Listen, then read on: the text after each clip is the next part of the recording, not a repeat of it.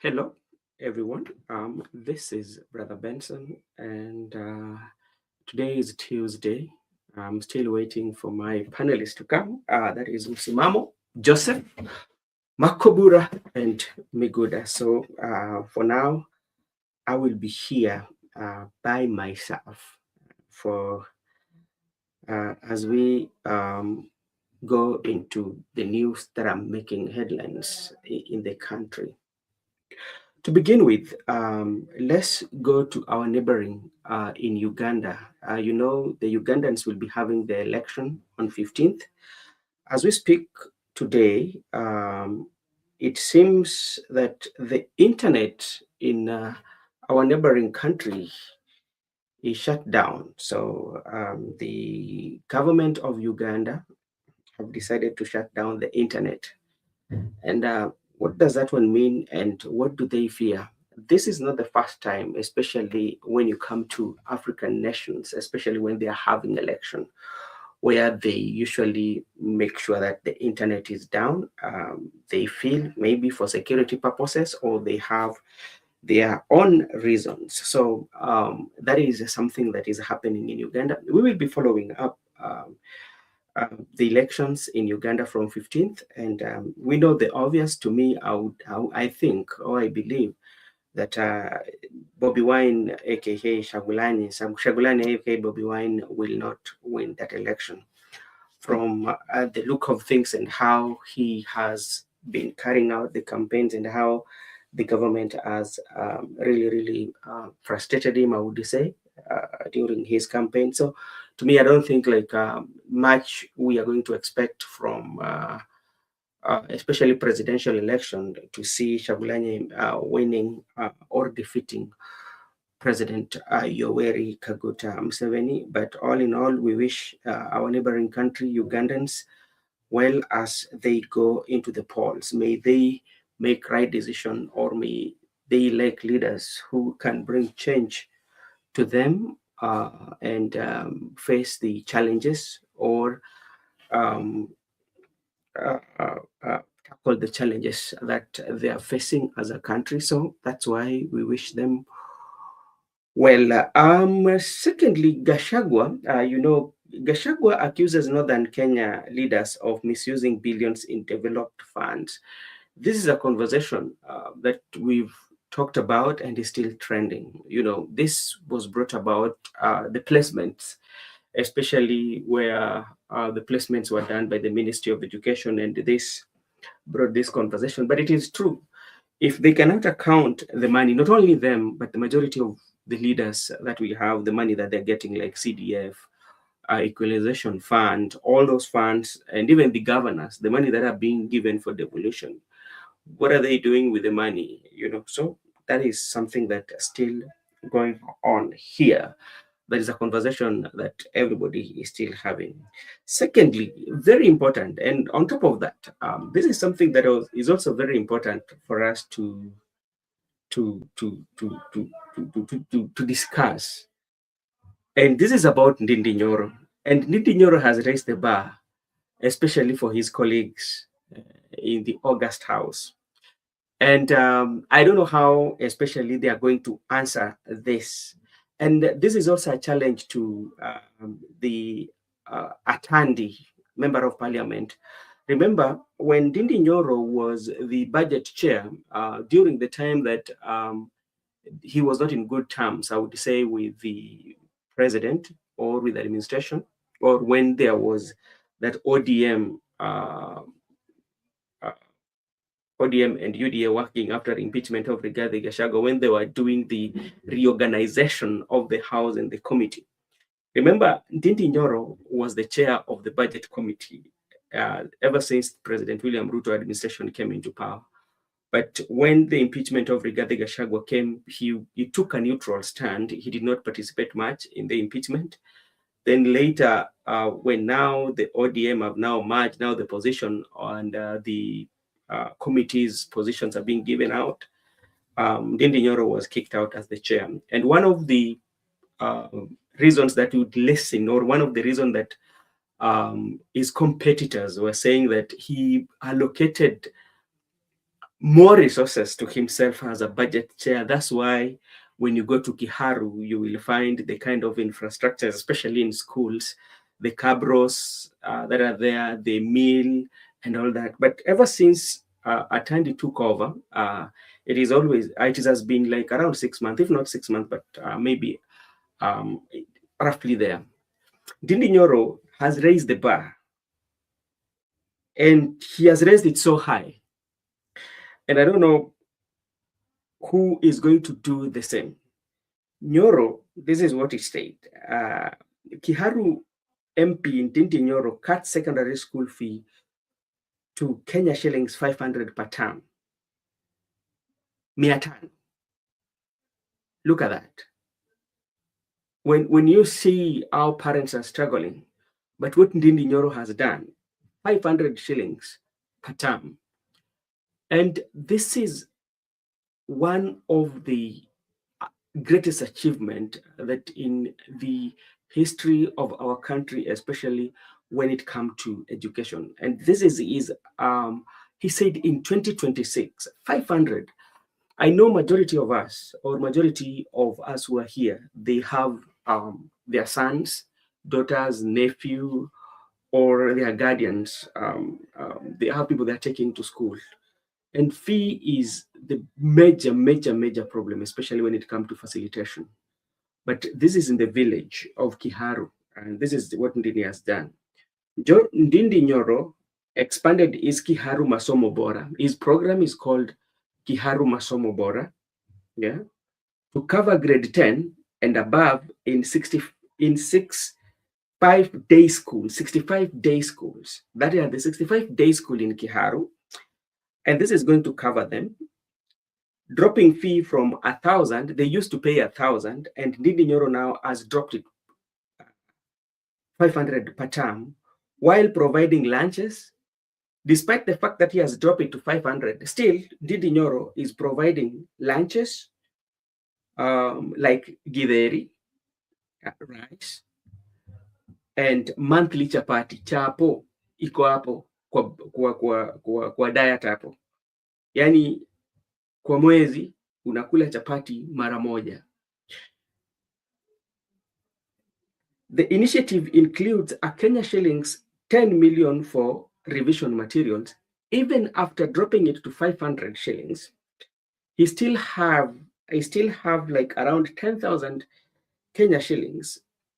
And this one goes for materials, over 50 million for labs and uniform, plus incentive like Mombasa trip for top teachers. Now, he's not only doing it for students, he also is going also to do trips for the teachers. And, when you look at majority of times, we tend to concentrate more on the kids or on the students. But what about the teachers who are with the kids majority of times?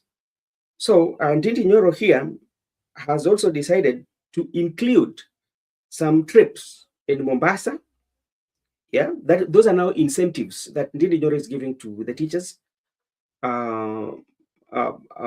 Yes, so trips for top teachers and Dubai gateways for standout principal. So there's also the principal that have stood out or that will be performing well. They will also be given some trips to Dubai, mainly through NGCDF. It aims to keep low-income farming families' children in school amid rising cost, drawing praise for echoing past education champions. Hata kama wewe ni mtu ambaye haukubaliani na yeye kisiasa, huyu jamaa mambo amefanya ni jambo, hii ni ajabu, na wengine wanafaa wakuwe somo bora kupitia kwake. Maviongozi wengine inafaa ikuwe ni kama kielelezo, waende wakaa naye chini wamuulize, hii yako unafanya vipi? Kwa sababu hawa ni wabunge wa Kenya wote na maviongozi wa Kenya wote. Yes, sidhani kama anapata pesa mingi kuliko wale wengine, na anaweza fanya jambo kama haya. Na I told you earlier, this is going to be a greater challenge. He has given the challenge to Atandi. He has given a challenge to Atandi because, as I said earlier, when all this was happening, yeah, during the ODM and UDA, when they were realigning themselves, giving positions, I told you earlier that among other things that Ndindi Nyoro was being accused of was to allocating more resources to himself just because he was a budget chair. Right now, he's not the budget chair, but he has dropped the fee for day school, 65 of them, to all students who are there, to 500. Hiyo ndio uongozi. Hii hata kama uangalie, hii hata sasa uangalie, usiangalie hata chama. Akikuja na UDA mpatie, akuje na ODM mpatie, akuje na DCP mpatie, akikuja na independent as an independent candidate, you should give him that. That is what is there. So that is Ndindi Nyoro for you.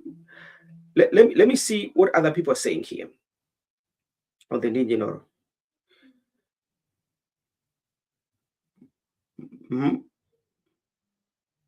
Somebody has said, Ndindi Nyoro is the modern Mwai Kibaki. If you want to eradicate poverty, make education accessible. It is true. Even right now, as we speak, we have a problem with the funding right now for schools. We have a problem. And if you look at it, haya, sikia huyu sasa, hii sasa sijui ni sasa, hapa ni Robert Alai. Chapati is a source of many lifestyle diseases in kids. Anasema hivyo. Huyo ni Alai wenyu. Haya, George Tiamo anasemaje? All Form 3s and 4 students in day schools within Kiharu constituency will in the year 2026 be paying school fee of only 500 per term. Ensure that no student misses school in preparation for KCSE exams. Currently, they are paying 1,000. So this is a dream come true.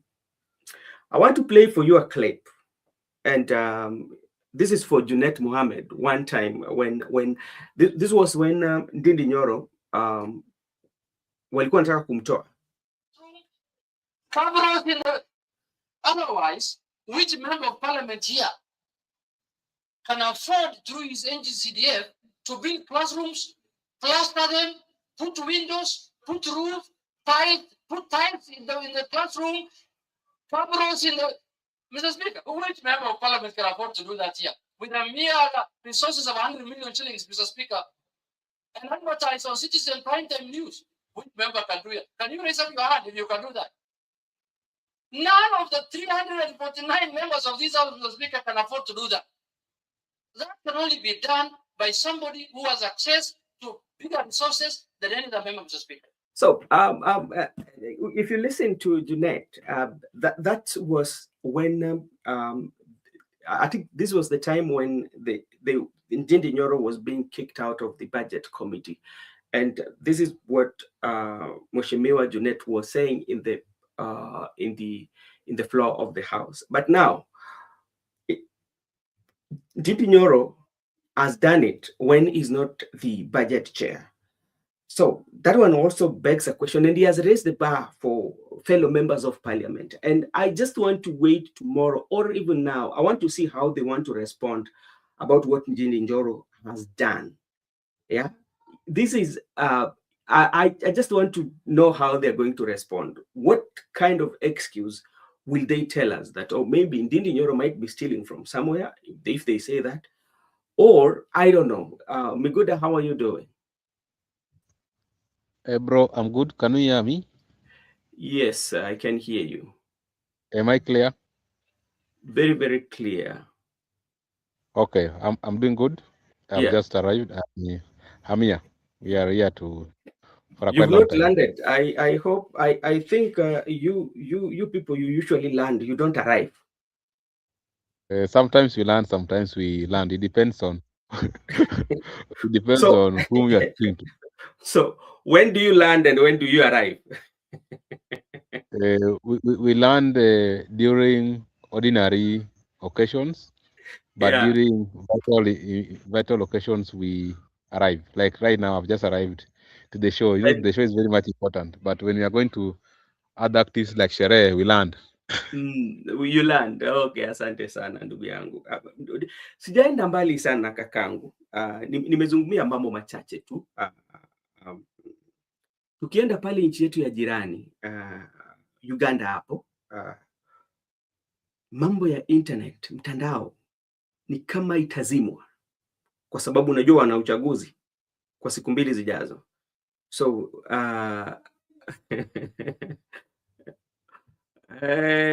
Shaima anasema they stop landing the day they joined Kasongo. So mtandao imezimwa pale. Vile vile nimezungumzia mambo ya kiharu, kwa sababu Ndindi ameweka ada ama tunasema karo ya shule kwamba 500 kwa wale wanafunzi, kama kwa zile shule ambayo hazina boarding kwa kiharu.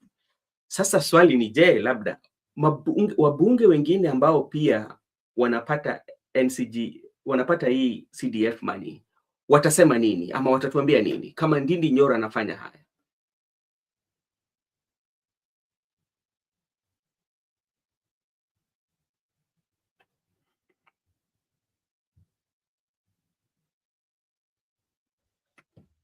Hello? Umenisikiza kweli? Hello? Can you hear me? Nakusikiza. Rudia swali kidogo. Nadhani umepata habari kwamba Ndindi Nyoro amesema kwamba karo ya shule itakuwa 500. Na sasa swali ni je, wabunge wengine watatuambia nini? Unajua, kusema kweli, hata kama wanasema ati hakuna mbunge anaweza tumia NGCDF vile mbunge mwenzao Ndindi Nyoro ametumia NGCDF katika eneo bunge la Kiaru, hiyo ni uongo ya mchana, kwa sababu unapata wale viongozi wanaopinga huo kazi wa Ndindi Nyoro, wao katika constituency zao hawajafanyia wananchi kwanza. Unapata kuna wale viongozi ambao wameweka wananchi wengine, wale wanajiita ati watu wao, ambao waliwasaidia kutafuta kura, ambaye waliwasaidia kupiga watu katika siku za kufanya kampeni. Hao watu wamewekwa katika payslip, ambao NGCDF ikiingia tu hivi wanalipa mshahara. Tunajua hizi siri. Kuna watu wengi wanalipa mshahara na NGCDF. Kuna watu wengi ambao ndio maana walikuwa wanasema ati NGCDF ising'olewe juu wao kazi yao ni kikuja wanajigawa wenyewe. Sasa wanagawia wananchi ili wawashikie ground. Kwa wakati mwingi upata viongozi wako Nairobi hawafiki kama mashinani. Sasa wale wanafanya hizo kazi zao huko nchini. Ndipo sasa unapata ukifanya kazi nzuri kama Ndindi Nyoro, watakwambia kwamba uwezekani, wewe ni mwizi, bla bla bla bla. Na wao si waibe, watengeneze. Ukiiba umetengeneza classroom, shida iko wapi kuliko kuiba na kuweka kwa tumbo lako? Sasa unapata ya kwa swali nzuri kabisa. Ndindi Nyoro amesema elimu itakuwa 500. Itakuwa 500. Sasa hata unaona saa hizi Trevor Ombija anasema ya kwamba wakati yeye atakuwa mbunge atahakikisha kwamba kila mtu atalipa 1000 ya elimu. Ni vitu ambayo inawezekana. Kama uko na NGCDF unaweza amua ya kwamba mimi ile idadi kubwa ya NGCDF niweke katika elimu. Si lazima nijenge barabara ama si lazima nipatie watu pesa kidogo. Naweza sema tu kama ni milioni 100, labda niseme milioni kama 60 ni ya elimu katika eneo bunge langu. Inawezekana. Ni kitu inawezekana. Sasa haiwezekani, inawezekana kabisa.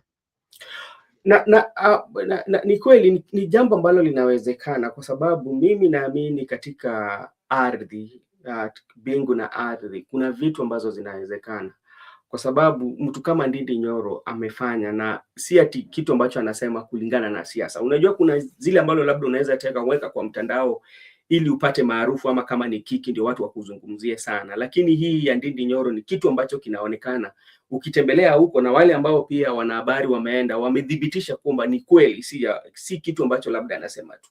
Na swali langu la pili linakuja, unakumbuka wakati ambapo ODM na UDA walikuwa wanaingia katika uhusiano ya kisiasa, na pale katika committees ambazo zilikuwemo, ulipata kwamba walikuwa wanafanya mabadiliko, na Ndindi Nyoro ni mmojawapo ya watu ambao alitolewa kulingana na labda msimamo ambao alichukua kulingana na kung'atuliwa kwake kwa Rigathi Gachagua. Atandi, mheshimiwa Atandi akawekwa pale, na baadhi ya maneno ambao walikuwa wanasema kulingana na hata yale kanda ya sauti ambayo mimi nimekuchezea hapo ya Junet Mohamed, anasema kwamba iwezekani. Walikuwa nasema kwamba yeye alikuwa na nafasi ya kujiongeza yeye mwenyewe fedha, ndio maana hayo yalikuwa yanatendeka, na sasa hivi hayumo hapo ama yuko hapo. Na Atandi mwenyewe ukimwangalia Atandi, yeye pia alikuwa na nafasi, kwa sababu hayo ndio mambo ambayo walikuwa wanasema. Ni mabadiliko gani labda tunaweza sema kwamba yeye amefanya katika vio ama shule ambazo liko katika eneo lake, venye Ndindi Nyoro alikuwa anasema ajipatie pesa mingi ili afanye kama hivyo? Kuna mabadiliko labda tumepata hapa kwa mtandao, ama wewe kulingana na watu ambao mnazungumza nao kutoka kule kaunti ya Siaya, kuna watu wamekuambia tangu akuwe mwenyekiti wa bajeti kuna vingi ambazo zimebadilika katika eneo lake la bunge?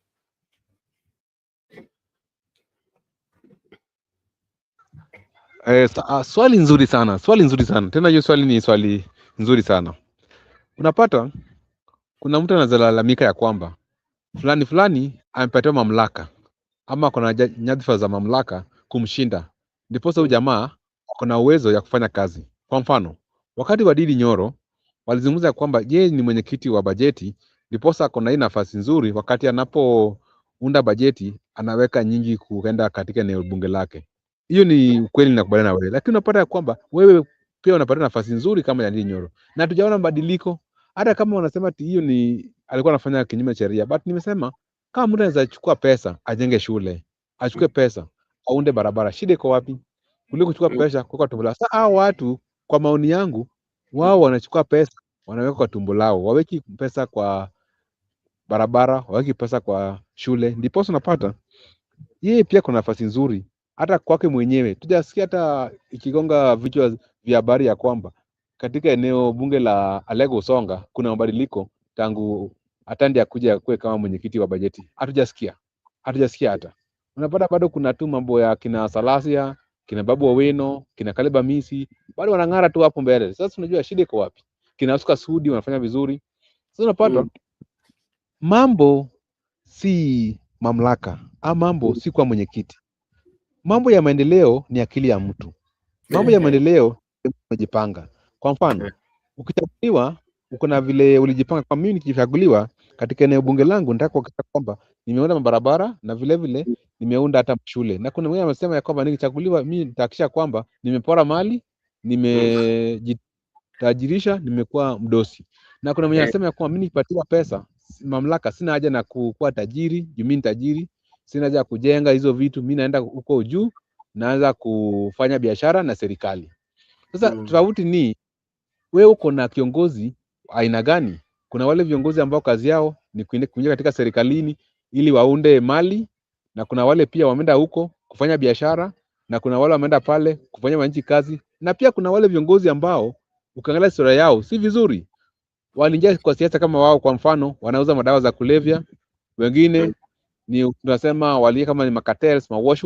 Sasa kuingia huko wanataka tu ile jina yao ikuwe tu wao ni state officer, ili hata kama kuna yule mtu aliwahi oshwa asimfikie kwa urahisi. Juu unajua state officer ili kumpata kupitia katika mahakama, kumshtaki na kwa process, alafu pia atakuwa na connection huko.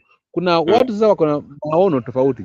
Si ati kila mtu ambaye aliingia katika bunge akona nia nzuri ya kubadilisha Kenya. Kuna tu wale waliingia kwa bunge kwa njia tofauti. Sasa mimi nasema tu inalingana na kiongozi wako ni kipi. wewe kama mwananchi, kiongozi kipi ulimepatia mamlaka? Umepatia ile kiongozi yule mwizi, au umepatia ile kiongozi mwenye atabadilisha maisha yako na watoto wako na watu wa kwenu, ama umepatia ile kiongozi mwenye kazi yake ni mwanabiashara, anaingia pale na kazi yake kufanya tu biashara na ana pengine cha kufanyia. Okay, asante sana Miguda, na inamaanisha kwamba Atandi atakuwa na kazi ngumu hapa kutegua haya mambo, na kwa sababu ni jambo ambalo labda alikuwa anasema kwamba jamaa huyu bwana huyu Ndindi Nyoro alikuwa anafanya hivi kwa sababu kwa ile mamlaka ambayo alikuwa nayo. Sasa yeye ndio yule mtu ambaye ako kwa mamlaka hiyo, so itabidi pia tuone mabadiliko katika eneo lake, isikuwe tu ni mambo ya kusema tu ili watu waonekana kwa baya. Na unajua kitu ambacho pia nimekuja kugundua, siasa zetu mimi unajua saa zingine naona siasa zetu ni siasa za pumbavu tu, za ujinga tu. Siasa zimejawa na ujinga, unafiki. Unapata kwamba hao wenyewe ndio unaweza pata kwamba saa hizi watapatiana mavijana pesa tungine tudogo tu, ili mtu mwingine ambaye ukubaliani na yeye kwa mafikra ama mawazo hawakuja wapige kelele ama wamrushie mawe wampigie. Juzi nilikuwa nimeona kijana mwingine alikuwa ametumwa eneo ambao wana DCP walikuwa naenda kukuwa na mkutano, na nilikuwa nasikia anasema kwamba ametumwa na huyu mbunge anaitwa nani, Kawanjoi. Huyu anatoka wapi? Kiambaa. Wakati ambao alikuwa anahojiwa alisema mambo kama haya, alitumwa. Sasa kwa nini? Hiyo ubabe ya upumbavu, ya ujinga, kwa sababu labda tu uacha mtu akuwe na mkutano wake, amaliza aende zake. Wananchi ndio wataamua kama ni mtu ambaye wananchi wanamfaa, wananchi watamchagua. Kama wananchi wampendi, sasa upumbavu gani ambao uko nayo na pesa badala upatie na vijana kazi, wewe unawapatia pesa kidogo waende wavuruge mkutano wa mtu tu kwa sababu auelewani na yeye, tu kwa sababu ni mtu ambaye ako katika imaya yako kisiasa. Sasa hizo upumbavu za siasa hizo inafaa tukemee sana. Tucheze siasa safi. Tushindane kwa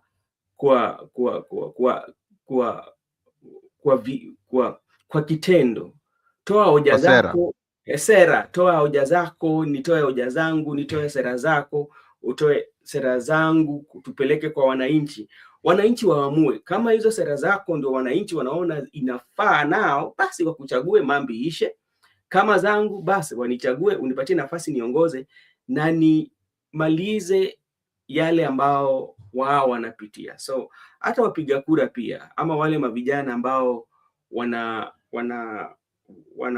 wanakodiwa, ama tuseme kwamba kukodeshwa ili wakuje watoe vurugu katika mkutano ya mwanasiasa yoyote ambaye si vizuri. Mount Kenya Agonism is sponsored by Mrima leaders from the government. Yes. Itawasaidia nini?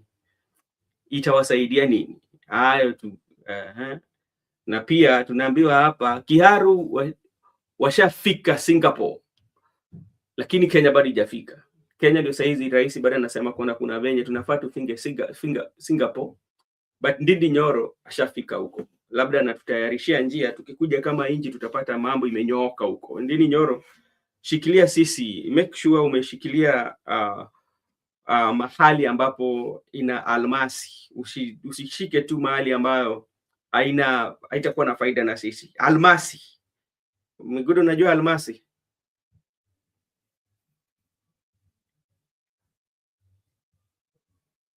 Fafanua manake. Ya, ujue almasi, angalia. Almasi, tukiwa na almasi. Hebu angalia gold inaitwaje kwa Kiswahili, ama mineral resources zinaitwaje? Okay, thank you so much everyone who is there. Let me take also this opportunity to thank the following. Judith, thank you so much for joining. Shaima Hussein, hujajibu swali langu. Shaima, angalia kwa WhatsApp yangu, kuna swali ambayo nilikuuliza hapo, utanijibu. At Paulo, also thank you so much for joining. Miguda, also thank you so much for joining. So those are just did you mention something about the Ugandan election that are coming, and internet is going to be shut down, or internet is already down? Why do they have to do that? Cowards. Those are cowards. Museveni is a coward. It's,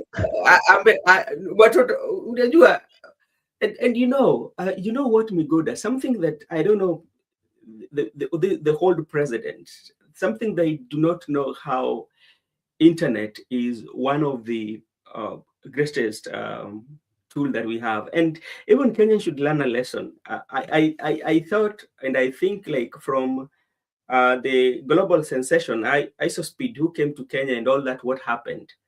I think government should see that internet is a market hub that should be given privilege.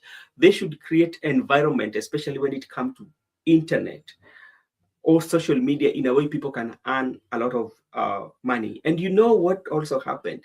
Just imagine, this guy did not have any interviews when he came to Kenya. Hakuna mtu mwenye alimpatia interview. He came and did this thing and left. So I think, like, the government should invest so much on in internet, so that people would use it to also to earn a living. So Yeah, even though we are saying Museveni is a coward, but he should also send a very warning to Kenya, because you understand our elections are next year. And if internets were shut in Tanzania, they're going to be shut in Uganda. Kenya is a threat, because they are our neighboring country, remember? But never try that one in Kenya. Things can go south. So we can't shut internet for the first time, and we haven't shut them even 2017 and 22. So it cannot happen here. But what I just say, those are signs of weakness. Then, like we have said,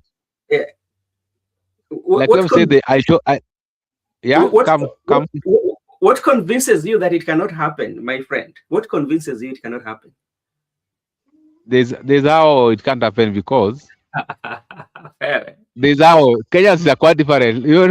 People are different. I can say, you can be in the same house, but you are different kids. The fact that all of you are the mother and father doesn't make all of you equal. People are gifted differently. So the fact that we are in East Africa, I think we are a bit exceptional. Those things like shutting internet and but I want to say this. ISOSpeed came to Kenya the way you have said, and he just did 1, 2, 3 laps, then get away with it. And actually, he's earning through that. So internet is a source of income to some people, and I don't know why it should be shut down, because if it could have been shut down today, I think ISOSpeed could have not even got such subscribers. Like we were told that in Kenya alone, he got almost 300,000 subscribers within that time. 360, almost 360. Almost 360. So it's a source of income, and because like someone like ISOSpeed, who is 20 years old, and some of us who are younger, when there's no employment, you can be creative and decide to have your own self-employment without burdening the government of the day. Miguda, especially for Kenya, what the reason why I'm of the opinion that it should be a case study, or it should be something that government should take seriously. If you look at the country that he has visited in his tour, Kenya seems to top the list. And the Kenya seem to top the list. One, that in Kenya, he broke the record, especially to get those subscribers in a period of 5 hours.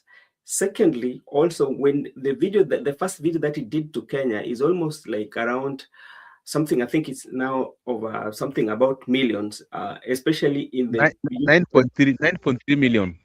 9.3 million, and that is, he has also the highest in Africa. The highest he achieved in Zimbabwe was 3.2.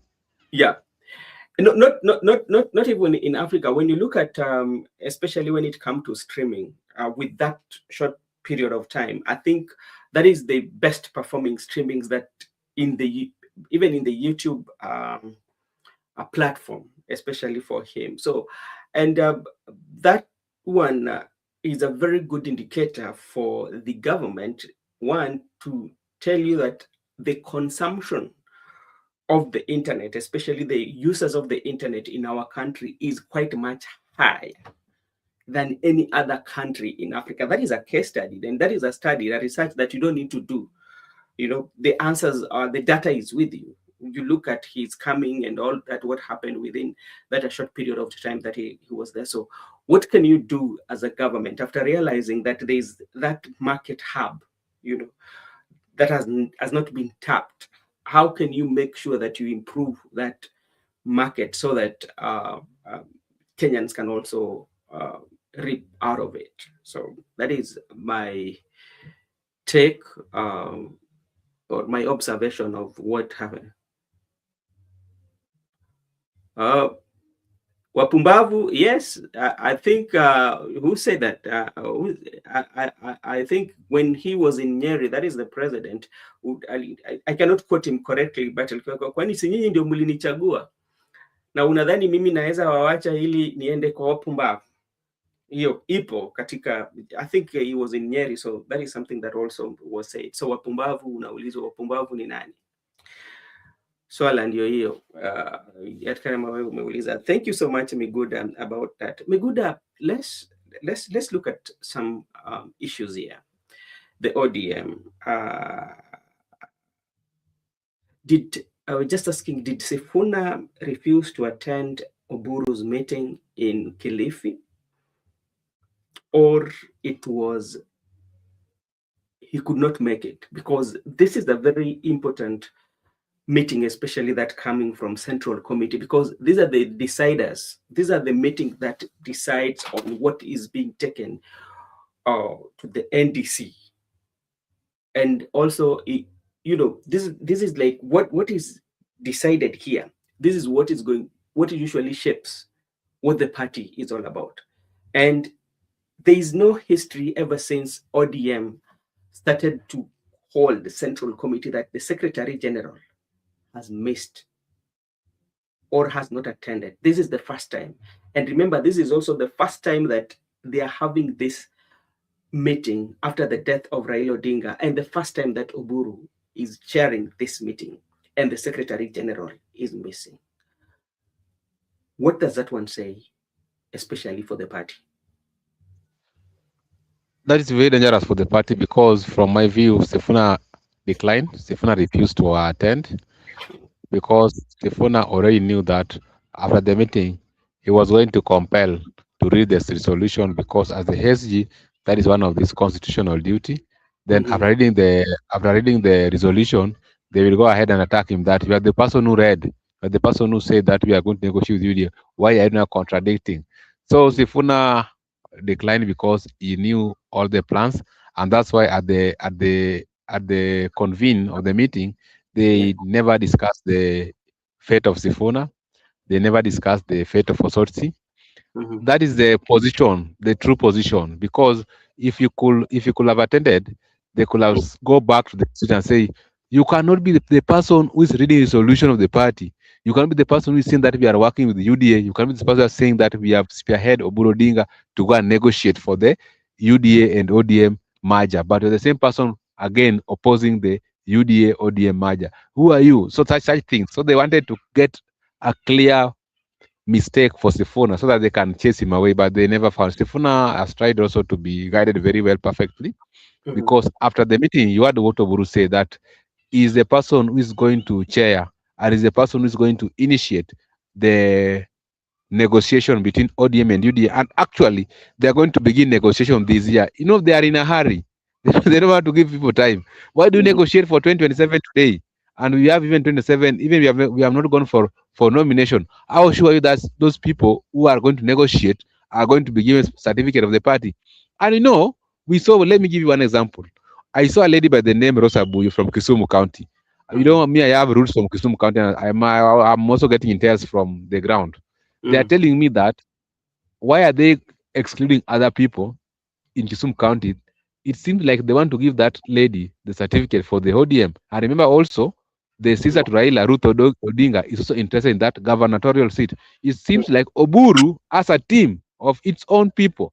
And so it's a matter of who is in your team. And the people like Adumo were now saying, okay, If they can take Rosabu, now people will go to fight. And remember, let me tell you one thing, Brother Benson. If Mm, ODM spills today, the ODM that is going to contain people like Sifuna, Babu, that is the mm, ODM that is going to have the popular, and that's the ODM that is going to have the majority. And watch this space. Oburu'S mm, is going to remain with those people, and they will try to do all those manner of tactics like forcing people to give certificates. It's not going mm, to work because it's like they want to do their way without consulting the people. And even they were saying that the issue of the NDC, they are ready for the NDC. NDC, they cannot manage NDC because they will run like endless chicken. If they use gang up against them, they cannot stand that energy. You know, the ODM use, even the GSU, in the place of GSU, ODM use you cannot threaten them with the tear gas and bullets, whatever, because they were saying they want the NDC. Now they were like, Ruto will protect them, Ruto will give them security. That will not happen. What I understand is that the reason why Sifuna decided not to attend, that mm, was a decision made by Sifuna because they wanted to use him as a sacrificial lamb. That it is Sifuna who has read. It is Sifuna who has actually read our resolution, and that is the position of the party. Sifuna has communicated, is a SG, now he cannot contradict his statement. But now Sifuna, being guided right now and all manners of things, he pulled out of that meeting. And I'm in full support because there's no mm, way someone can compel you to do things you don't want to do. There's no way you can compel everybody to vote for William Ruto because, like, I don't care whether it's going to get a second term or not. That is not my business. As for mm, me, I also have my reserved decision. I can decide not to participate in elections. I can decide not to go to a police station to vote. I can mm, decide to vote for another host. I can decide as well to vote for him. But there's no way somebody want to compel me that if I walk in the police station, I must vote for his favorite. That one I will not do. That is something that I will not do. And that's something that mm. you cannot force Sifuna to do. Each and All every right. person, the way you have a right to vote for William Ruto, the same way Sifuna has a right to vote against William Ruto, the same way you people never voted for William Ruto and voted for Raila Odinga. In the same way, you cannot compel people that because you are in the province government, everybody must vote for William Ruto. That is nonsensical. We are not going to take that one.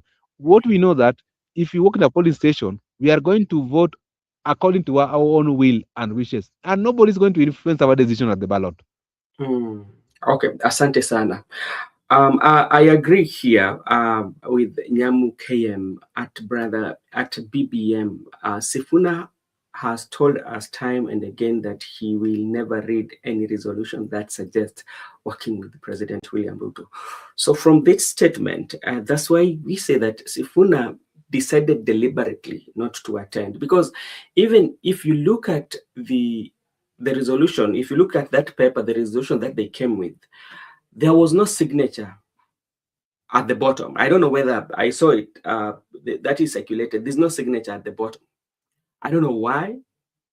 Who should be signing resolutions that are made by the Central Committee? It's That is, SG and the party leader.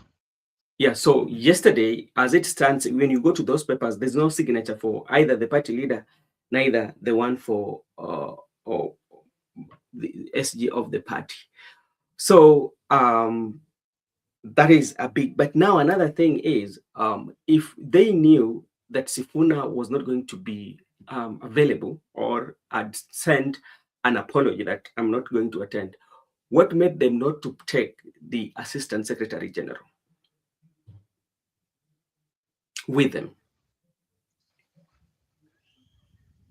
I think they knew Sifuna would come Mhm. first, and that's why they never came with the assistant. But even if assistant could have come, who Mhm. knew assistant? Me, I don't know the assistant is here for the ODM.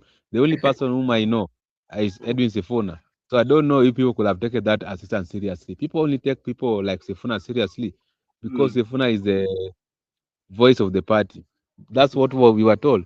If you bring assistant, no one will take that assistant serious. That's why I think they never had assistant along with them. But even when the vice chair, there are things you cannot force into the throat of the people.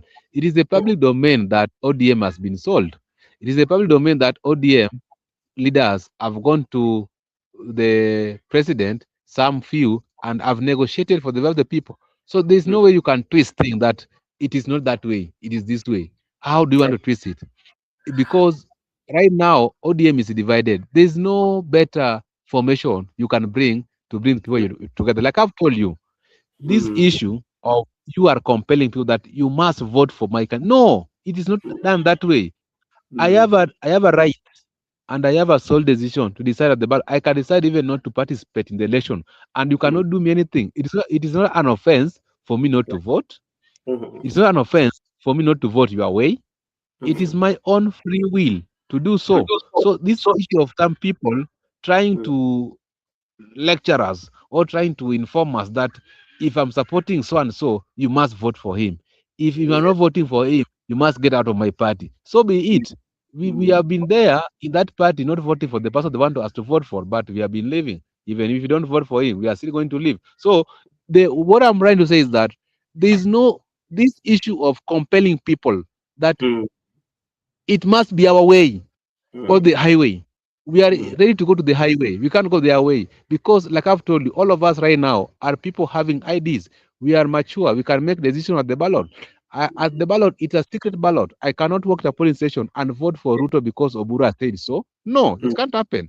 I cannot walk to the polling station to vote for William Ruto to please Junet. I cannot do that one. I cannot go to a polling station to vote for William Ruto to please Wanga. Why should I do that one? I go to a polling station to cast my ballot because of the cost of living. I mm, personally, I have my own issues with my country. The fuel levy, the medical care, the issue of mm, education, my infrastructure. If they are not fitting me, you cannot influence my decision. Like if I want to vote for my governor, I will not vote for my governor because having ODM ticket or whatever ticket. I'll mm, vote for a governor whom I've done a little bit of background check and research and know very well that this governor actually understand the evolution. This governor actually understand policies, and he understand the relationship between county government and national government. That's the person I'll vote for. Vis-a-vis, the person I also vote for as the president is someone whom I want to transform this country, someone whom, in my view, I want to ensure that he eradicate issues of corruption, poverty, eradicate those nonsense things. And I cannot vote for someone who is the high priest of corruption because someone have said so or because someone is forcing me to do so. That one, that politics must end. If it cannot end with the current people at the apex of the age gap, mm, it will end with our generation. We cannot fall into this trap that because someone has been rewarded with a CS position, someone mm, has been given a Range Rover SUV, mm, someone has been as someone who was told for a quite some people have been corrupt, then they say okay, we are going to remove for your cases. Now you want me to, it is your cases, not my cases. Me, haven't been involved in any corruption case, so I don't care where I'm voting for. And I must vote for somebody based on the principalities. And that's how we are going to work in this country. Like I've told you here, time without number, I don't mm, care even if mm, someone get his second term or not. That is not my business. My business is very clear that as for me, I'll have communicated that mm, I was given an opportunity and a mhm, chance at the polling station to elect my leader. I voted for the right person. And this mm, right person, even if he's going to get two votes, mine and yeah, his vote, I'll say, as for me, I made a wise decision because my candidate got two votes, my vote and his vote. But as the majority, you make a wise decision because you are the people. Right now, Brother Benson, mhm, I'm in the country. I'm involved actively in the back to school process. mhm, Parents are talking by themselves. Parents don't have money. Parents yeah, are really crying. They are going to purchase the shoes for the kids, uniforms, and also they are paying school fees. Parents are burdened with these issues. Then you find the same parent again given an opportunity to transform the country is going to vote for William Ruto. For what? If you are a parent right now and you are feeling this pressure of back to school, if you are a parent right now and you are feeling a pressure to your pay slip, you should rethink twice before doing those nonsense. That's why we are saying and insisting as a younger people, it will end with our time that there's no way our decision can be influenced by somebody. It must be a free decision, free and willingly, that if I walk in a polling station, no one should influence my decision how I vote. I vote for the person whom I have a little bit of background check. Like I've told you, the issue of MP, for me to vote for an MP, I yeah, will not vote for an MP who is going to do business with the government. I will not vote for an MP who mhm, is going to make money in the government. I will not vote for an MP who is a cartel, right? So want to hide in the government that is a state officer, doesn't want the full force of law to meet with him. Now he want to die in the government. I'll vote for a person who I believe that will represent, oversight, legislate, who has the mandate and ability to, even at the point of the lawmaking process, can work in the committee process, can Yeah. bring amendment, can dissent to the bill, and as well can propose and can oppose and can debate. That's the person I will vote for. Someone who is very eloquent in both either Swahili or English. I will not vote for someone who cannot represent me in the National Assembly, because National Assembly, we represent the entire Kenya. The entire Kenya, there are people who are only conversant with English and Kiswahili, and Nairobi being the hub is an international city. We receive visitors across the world, so people will come there to communicate in English, but you cannot communicate very effectively in English and Kiswahili. So Yeah. according to me, I want to state this categorically without any fear of contradiction or any consequences, that there is no need of compelling people or a community or a group to vote your way, because you are going to be rewarded with Range Rover SUV, because you are going to be rewarded with a house at Karen, because you are going to be rewarded with a CS position or a PS position, or because someone is your girlfriend or your boyfriend. That is not going to happen. I will be clear, and by that time, we should have our phones. You cast Okay. your ballot, you take the photograph, so that anytime we come to this studio or in the future, it will be a reference that, as for me, Miguda, I made the right decision. But as for you people crying here, continue crying because of your own decision. Okay. All right, Miguda, thank you so much. As we look at the steps that ODM, especially from their central committee, they've taken, among other things that they agreed on, they've given green light, especially for the leader of the party, Oburu to initiate talks with the UDA that can formalize their merger or the working together in 2027. And this one brings me back to the status or the path or what actually made ODM and UDA to work. And they were left with something that they were supposed to fulfill by the Right Honorable Prime Minister Raila Amolo Odinga. But they tend now not to focus on it again.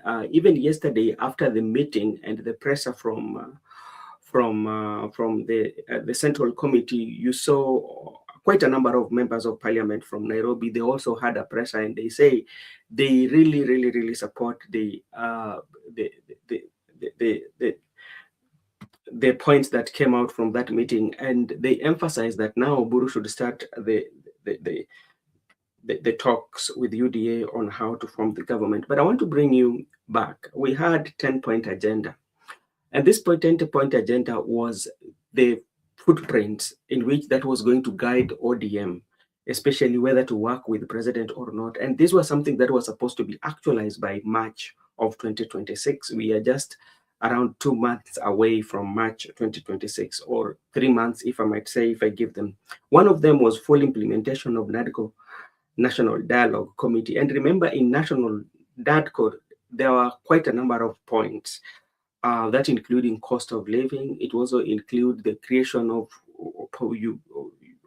official opposition. So that one was supposed to be implemented within that short period. I don't know how the process.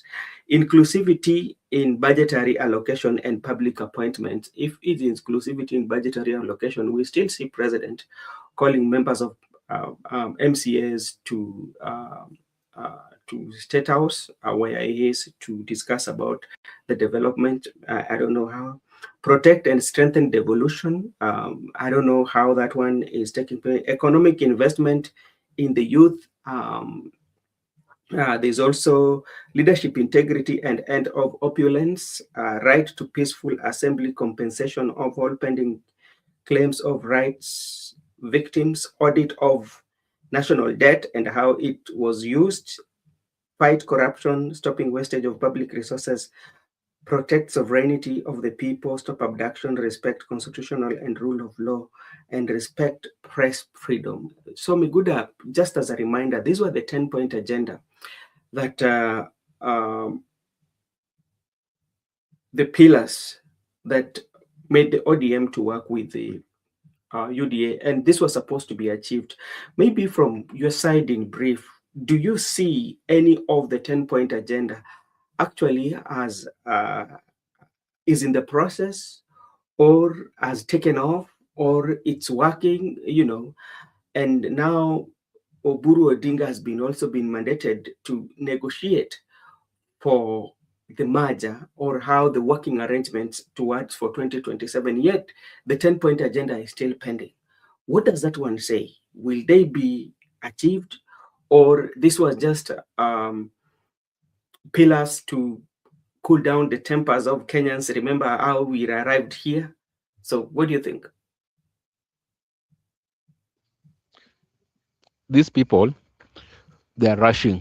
I don't know why they are rushing. They're in a hurry, and I've said this one. They are in a hurry for 2027. Mm, Of course, it plan the future very effectively, but why should we be in a hurry? Elections are next year. There are some issues which are still pending, like you have said. The narco report has not been implemented. 10-point agenda has not been implemented. None has taken off. And if none has taken off, so you find out that they are also engaged in other activities involving youth leader to be negotiating. And I like certain statement. I don't know who made it that Oburu is a youth leader, but he cannot negotiate for his fellow youths. Oburu is a youth leader, but he mm, cannot bring his fellow youth on board. He's an enemy of the youth and he's a youth leader. So which youth is he leading?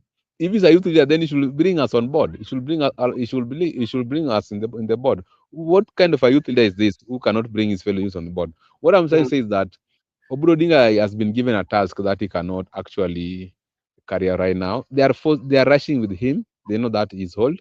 And mm, let me tell you one thing: there's no miracle. People are trying mm, to sugarcoat things here that maybe you can be old, but your brain is like for a kid. For it can't happen. Me, as we have lived with our grandparents and our grandmom.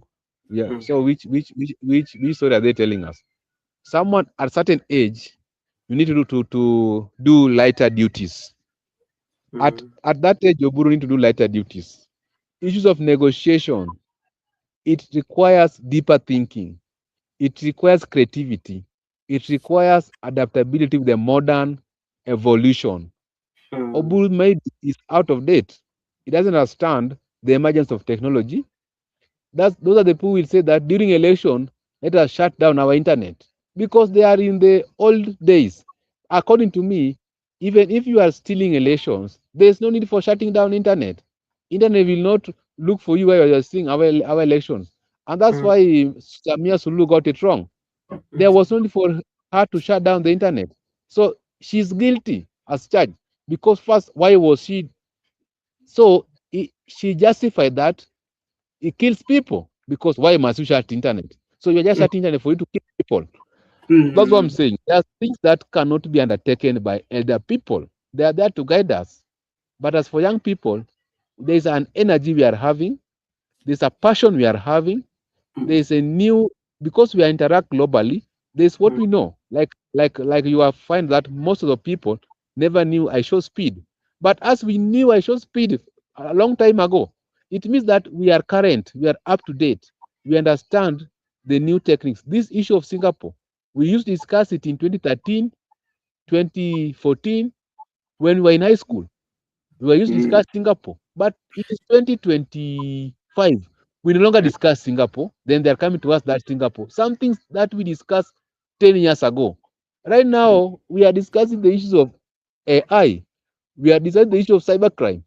We are post technology. We are discussing the issue of airspace. We are discussing mm, the issue of how we can skyrocket. We are discussing the issue of inventory. We are beyond this thing called Singapore. We are in the airspace. If we are doing our international stuffs as young people, we are mm, like, how can we get into the moon? How can we invest in terms of space? How can we invest in the space? Because the future is space yeah. internationally. How can we Mm, invest in terms of maritime? But you have people dying us behind whatever we discussed in 2013. So mm, that's why I'm telling you, Brother Weston, for us to move as a country, there is a need and emergency to involve the young people in the discussion. We cannot bring the people who are there with Jaramogi in 1964, the people who are mm, there with Jomo Kenyatta in those eras, the people who witnessed those multi-party democracy, the detention them mm, to argue and make future for the people who have never even slept in a cell. No, and you cannot tell us that the only route for you to you must be detained, you must be arrested, you must be exiled. It doesn't work out that way. If those are eras were eras of detention and Yeah. exile, this is a Mm-hmm. new era. We have to operate, and right now we are operating with the 2010 constitution. Remember those times there was no 2010 constitution. We have a repeal constitution, but we have the right now the constitution with the basic rights and fundamental freedoms envisages. So we must be rightful thinkers. We must be critical and objective when we bring you on board. You cannot rush with us that bring Oburu, negotiate. Okay, thank you, Miguda, for your take. But like, I want to engage you in a few points here, and this is my observation. Maybe you might be having quite different view um, uh, when I look at my perspective, because like when you look at what is happening in ODM, remember prior, Oburu declared that the party leader is the party leader. You know, that's what Oburu declared, that the party leader is the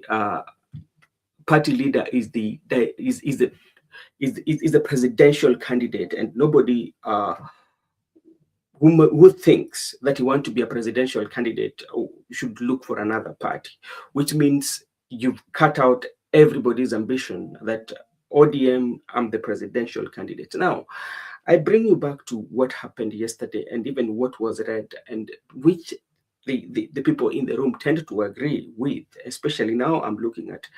From the look of things and how things are run, it is now very clear that Oburu is the de facto leader of ODM as we speak right now. And he seems to give those orders that this is what we are going to do. Yeah, so that is one of them. Secondly, it also tells you that being a de facto, majority of decisions that they are going to make, because it's going to be by Oburu, because we've always seen this, especially in these political parties. Remember when Baba talked about conclave, what happened when Baba read those resolutions? The issue of conclave has always been there. So you find that the majority of decision that comes from this party, 90% of the eminent or usually comes from the leadership of the party. So what usually happens is that what the leader of the party has decided, and that is what is going to happen. So this is also what is going to happen, especially when you look at what has happened. So Miguda, you're back. Talk about the sole party leader de facto and the sole de facto decision maker. What he decides, that's what is going to happen. That's a good question, Bro Benson. Let me tell Mm, you one thing. You know, Oburu thinks that is in those eras, 80s or 90s. This is a mm, different era. Oburu mm, cannot run this country like he wants, or he can run a party uh-huh, like a market. mm, ODM has got structures. ODM has got structures. And even if you have declared yourself you are the sole presidential candidate, why can't you contest? Why are you going for negotiation? Come mm, out and contest. What are you afraid of? What do you lack? ODM has got resources. ODM has got the people. ODM has got values. ODM has got visions. So come and contest. Don't go and negotiate with somebody else because you are knocking everybody out of it. So Buru should stop those plays. You want to play with people like kids. We know that Oburu is very clear that is you want to work with Ruto. This thing taking us round circles that I'm the presidential candidate mm, and I'll go to negotiate on my behalf. mm. Oburu does not know the people who are actually in ODM. Let Okay. him go and negotiate. And what Yeah. I can promise is that you Mm, cannot run ODM like a dictator. ODM mm, is a party whereby you remember that time Raila in 2013, towards 2013, when mhm, the people around Raila used to say that Raila is the law, Raila is always right, Raila is never wrong, and if you fail to rule number two, refer to number one. That's mm, when William Ruto and the fellows walk out of the ODM. mm, The same way people have walked out of ODM, the same very way. people are going to walk out of ODM towards 2027, then we are going to ask Oburu, who are you going to negotiate with? Because if you ever have a people, take half a people to William Ruto, then half a people will remain outside. Hey, you cannot take everybody to Ruto. So that's where the politics is gonna be sweet, because it's going to William Ruto, the half of the ODM. He's not going to take everybody there. Where the halves are going to have their own way, and that's where we are going to be, majority of us. And let me tell you, William Ruto is playing a very dangerous card, because right now he's going to tell people like Oburu'S that you have come here, you are not full. You have come, the other part of ODM has gone. And here, you are here, Oburu'S. Wanga is here. So me, I cannot go to a divided community. Already there's a wall there, want to become president. Onyango is there, want to become the president. Then here, ODM has come here, half of you. According to me, I cannot give you this deputy president position because already you cannot unite into your house. And he's the person who has initiated this division. Then that's how he's going to argue. Oh, you people have come here, mmegawanyika, amuko pamoja. Now, wacha tuchukue Kindiki na Kindiki, je tumeata huko Mount Kenya nimewagawa. So these stories will be there. That's when people like Oburu will, oh, tumechezwa. Now let me tell you, there are things that you can see. There are things that you are able to read from the word go. William Ruto has got no good intention for the ODM people. And you can able to see it, but I don't know why these people are blinded. They cannot see it. If with the young people, we can see that, okay, this is not how ODM used to be. This is not how ODM used to operate. ODM right now, people can see somewhere and there's a central committee, there's no SG, they make decision, they are going forward, Oburu is going to negotiate. Where is the concern of the SG? Why can't you bring the SG on board? What about the people? There's no NDC, they're just making things the way they want to make. That's what I'm telling you. The intent of William Ruto is not good with the ODM, but that's not my problem. Me, I'm not the leadership structure. That's up to the people. But the good news is, it is Raila's brother who is destroying ODM. So we will be there. We say, okay, Raila, it is your bro destroying your party. Another thing also, the people who are not Luos are trying to protect ODM. They're not seeing it. So as for us, we are just glad that we don't care what they are going to do with Oburu and whatever. Our concern is, even if we have finished all these things and make all the arrangements and we end up with 2 horses, where we are going to cast our votes is our free will, not influenced by anybody. Okay.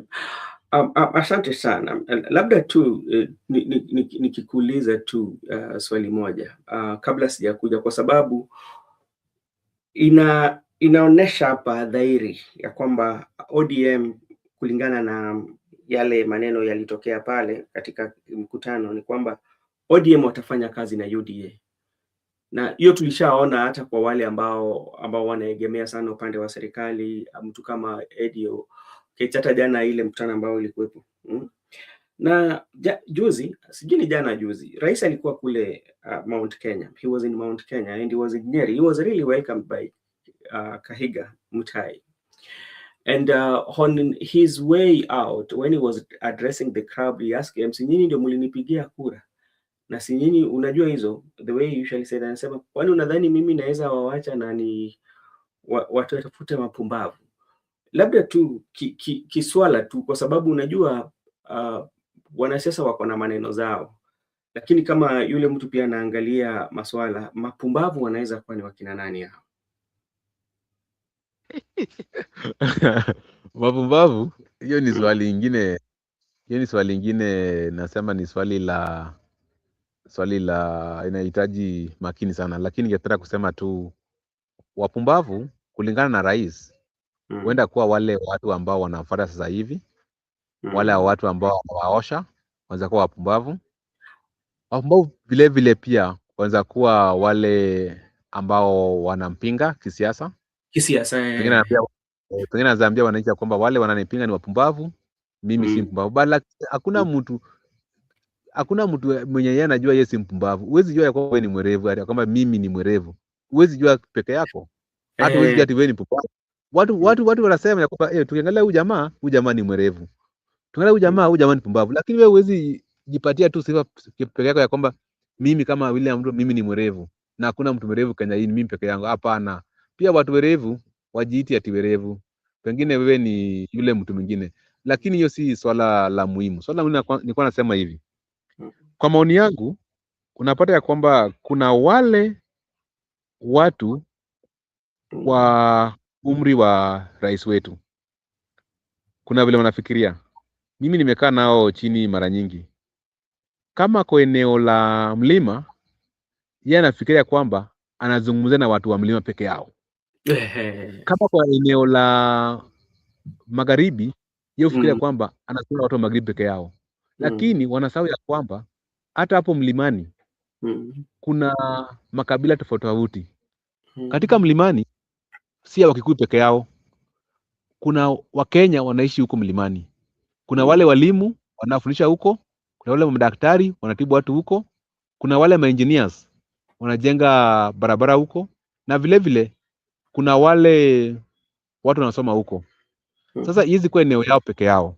Sasa wakati tunazungumza na watu wa mlima, ingawa idadi kubwa ya watu ni watu wa huko, lakini pia kuna watu huko ndani. Lakini jambo la pili pia, katika karne ya 21 tuko na mtandao, na ulimwengu ni kama kijiji. Kenye nafanyika huko mlima Kenya naweza ipata hata kama niko Wajia. Kenye nafanyika huko Mombasa naweza ipata hata kama niko Kiminini. Sasa wakati naenda kwa mtandao alafu nasikia akisema ati wale watu wapumbavu, mimi naweza sema pengine ananiongelea ama mtu mwingine, lakini kwa hayo naweza mchukia, naweza mnyima kura. Akenda eneo lingine nasema ya kwamba wale watu wa mlima walinipatia kura, sasa hivi wamenigeuka. Sasa hawa watu wazima haswa umri ya 50 ama 60 ama niseme 70 hawana haja na mtandao, na hawana haja ya kwamba ulimwengu umebadilika. Wao fikiria kwamba ni kama kitambo. Unajua kitambo wakati wa kina Jaramogi, ukienda hata kufanya kampeni zako huko eneo la mlima, hatukuwepo na mtandao, hatukuwepo na simu, hatukuwepo na pengine nisiali kulikuwepo na KCB runinga moja tu, hatukuwepo na hata na redio. Sasa ukienda huko hata uzungumuze mambo pengine hata kuna mtu itachukua muda ili watu waseme huko mlimani alisema nini, huko eneo la bonde la ufa alisema nini, huko eneo la Nyanza alisema nini. Sasa inachukua muda hata kabla mpate habari kamili. Uchaguzi umefika na watu wanaenda kwa uchaguzi. Sasa hivi unazungumza tu hivi, niko na hiyo habari kamili, na pengine pia naipata hata kabla hujaisema, juu unazungumza niko na wewe hapa online. I'm able to follow the presidential campaign. I'm able to follow the presidential tour live where I'm seated right in my house. I can follow anything William Ruto is doing because of the emergence of technology. That's why I'm saying the people who use their politics before the introduction of technology think that people are still there, and whenever they are getting an audience to address, they're using the same tactics which was used by Moi, which was used by Kenyatta, and that's why they're getting it wrong. You need to calculate. When you are in Mount Kenya, you need to know very well, even we people who are not Mount Kenyan people, we are following you live. So if you call us Wapumbavu, we are able to get you right on. If you go to Western, you call the people of Mount Kenya primitive and backwardness people, they are able to get you right on. It will not take time for them to know what you said. So what we can appeal to these people, they should adapt that whenever you speak, you address Kenyans. Whenever you get an opportunity to address audience in each and every particular place of this country, if you go to Wajir, if you go to Todonyang, if you go to any part of this country, you are addressing Kenyans. You are not addressing Kikuyus. You are not addressing Luyas. You are not addressing Luos. You are addressing. So you should. That's why I was insisting on English and Kiswahili, because English is the official language. Kiswahili is the national language. So if you must speak to us in parliament, you must come there either of the two, English or Kiswahili. If you can't do those two, you can do sign language. Okay. Asante sana ndugu yangu Miguda, lakini usisahau kaka yetu ametuambia Nyamuke Yema anasema wacha kuhepa, wapumbavu ni ODM, they too willing to seduce UDA. Kwa kweli unajua kitu ambapo inakuwaga ni katika siasa na kulingana na eneo ambao labda pia unasema maneno. Kwa sasa tunajua kwamba kuna ile uhusiano ambayo lipo katika UDA na ODM. Hiyo lipo. hatujakatalia, lakini kuna baadhi ya ODM ambao wanaona kwamba aliko sawa, lakini lipo. Cha pili, pia tunajua watu ambao walipigia rais kura ni ukweli, akisema kwamba si nyinyi ndio mlinipigia kura. Ndio maana nakwambia yale matamshi alisema akiwa kule Njeri, mambo ya pumbavu na rais, sijui kama wanachama wa ODM vile vile wamekaa chini wakaitathmini, wakaiangalia na wakaipiga msasa na wakaijua ni nani alikuwa mlengwa na kwa nini. Kwa sababu kwa kweli tunajua vizuri asilimia kubwa ya watu ambao walikuwa wafuasi wa ODM hawakupigia rais kura, na ni kweli pale alipokuweko kule Nyeri walimpatia kura zaidi, akasema siwezi wawacha nyinyi. Okay, hiyo ni swali lao liko sasa. Nadhani kwamba ODM wataangalia waseme sisi ndio wapumbavu ama kuna wapumbavu, lakini kama sisi ni wapumbavu, heri tukue wapumbavu, lakini bado tutakuwa na nafasi nzuri kukua katika serikali. Si mbaya, sisi ni hapa, sisi tunakuletea maneno ambayo yalitokea, hatuegemei pande yote. Miguda, unajua msingi kubwa sana ambapo ODM walipokuwa na ushirikiano na UDA ilikuwa kuunganisha nchi, uniting the nation. Walikuwa wanaunganisha nchi, na sasa hii wako na vitu vile ambavyo wanafaa wafanye, waunganishe nchi, vile vile waunganisha chama chao. Wewe unaona gani itakuja, gani watakamilisha ya kwanza? Wataunganisha nchi ndio labda sasa wakuje watatue mapasuko ambayo tunaona ambapo lipo katika chama, ama watatatua chama kwanza ndio wakuje waunganishe nchi?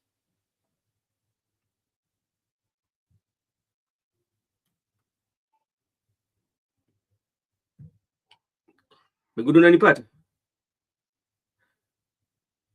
As per the context, rais hawezi wacha wenye walimpigia kura aende akatafute wenye hawakumpigia kura. Kweli hiyo ni kweli Sasa ni wakina nani hawakumpigia kura, wakina nani walimpigia kura?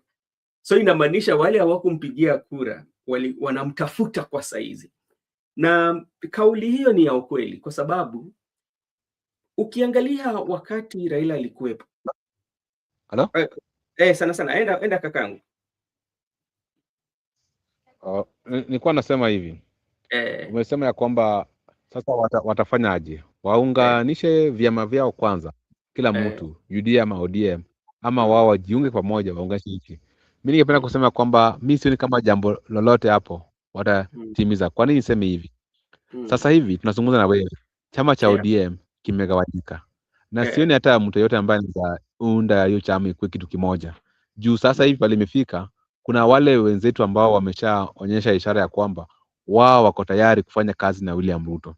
Na kuna wale wenzetu pia wamesema kwamba waezi fanya na William Ruto kazi, waezi fanya na yeye. Wao wako na zile akili zao na wako na uamuzi wanafanya kivyao, kwa sababu kufanya kazi na William Ruto haina faida kwa wananchi, na wao ni wale wanaotetea wananchi.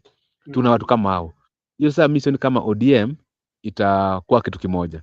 Vile vile sioni kama watu wanaunganisha nchi, kwa sababu nchi tayari imegawanyika. Kuna wale wako nchini hapa ambao ni walala hoi. Katika Kenya hii ya leo, nimekuambia kwamba mimi niko Kenya, na mimi vile vile nafanya ziara zangu katika Kenya. Na wakati natembea Kenya, nakutana na wazazi haswa katika hii mwezi wa kwanza. Unapata kwamba wazazi wanasema ya kwamba karo la shule iko juu, hata hawana uwezo ya kupeleka watoto shule. Mzazi kama huyo haizi jiunga na wadosi. Unapata yeye kwamba anasema kwamba yeye atatetea wale wanyonge, atatetea wale wanafunzi ama Wakenya wapate elimu bora, wapate matibabu bora, na vile vile zile vitu vingine. Unapata wazazi kama hao kamwe wamegawanyika, na hata wazazi peke yao. Hata ukiangalia watu wanafanya biashara kama hao wanaendesha pikipiki, hao matatu, unazungumza nao wanalia kwamba fueli iko juu, gharama ya maisha, hawezi lipa kodi. hata hawezi oa. Unapata wakati watu wengi wajaoa juu gharama ya maisha. Sasa nikiuliza nchi kama hiyo itajiunganisha aje? Na hasa watu wamejigawanyika. Kuna wale watu ambao hata katika public schools hawawezi pata good services. Sasa mi ningependa kusema si ati wanasema ati kazi yetu ni kupinga serikali na tuna suluhisho. Tuko na suluhisho, waondoke katika sita, tuingie tulete suluhisho. Kama waondoke basi kwa mamlaka tuingie juu. Wanasimamia ati hii kazi yenu kupinga tu, kila saa mnapinga, kila saa mnapinga. Nyinyi mngekuwa mngefanya aje? Tuko na vitu tungefanya, kama watupatie gani? nafasi Kwa tuingie. Hamwezi kupatiwa nafasi bila nyinyi kutuelezea. Labda tuseme kwamba ikifika mahali pa masomo mko na mpango gani na masomo, ikifika mahali pa afya mko na mpango gani? Kwa sababu katika nchi yetu ya Kenya kuna vitu viwili ambapo labda kama serikali wangechukulia manane ama wangewekeza na waone ikuwa ni kitu ambacho inafanya kazi. Sana sana huduma tunapata. Kwanza ni elimu. Ukiangalia malalamishi ambayo inatoka katika walimu wakuu katika hizi shule ambazo tuko nazo, kwa sababu unapata kwamba kuna leta ile pesa ambayo ilikuwa imetolewa iwezi kuwa itatosha gharama ambayo walimu wako nayo. Umezungumzia kama yule mtu ambaye ana ushirikiano sana na wazazi, na pia unasikia malalamiko na mlio ambao wazazi wanapitia, kwa sababu kwa kweli ukitaka kuenda kwa shule bora na unataka kuchukua sare za shule, you cannot pay less than the lowest you can pay is around 16,000. That's only for school uniform. Yeah, haujaongeza fee hata kidogo, na hii pia utamwambia ukiingia utamake sure that utalipa fee yote. Bado kuna zile tudogo tu zile zipo tu hapo tudogo. Sasa inamaanisha labda, for instance, if your kid or somebody you're taking care of has been placed in national school, for you to make sure that she or he go to school, from the fee to all the requirement, actually you need to have 100,000. That one will be enough for her to be admitted, or him to be admitted in a national school. That one will include other expenses, external expenses that comes that the government, the uniform and all that, and you have also to pay all school fees. So tell me, how will that parent from Garissa or Wajir or who the kid has performed well and maybe has been placed in a national school, how are they going to do that? They're not going to make it because they're not going to make it. Let me tell you, like someone who is on the ground and actually is a practical example, because I've taken so many of my niece and nephews to school, and there are some who are going to different levels. When we do our calculations, we have used more. You have talked about of 200,000, and even tomorrow I'm going to admit one in a national school, and actually what we have used is roughly 260,000 for her to be admitted tomorrow. That one including the fees, all the requirements, and also other facilitations. 260. Let me ask you, 260,000. Can you afford it if you are not, if you're just an ordinary citizen? Because your kid can pass exams, of course, because passing is not limited.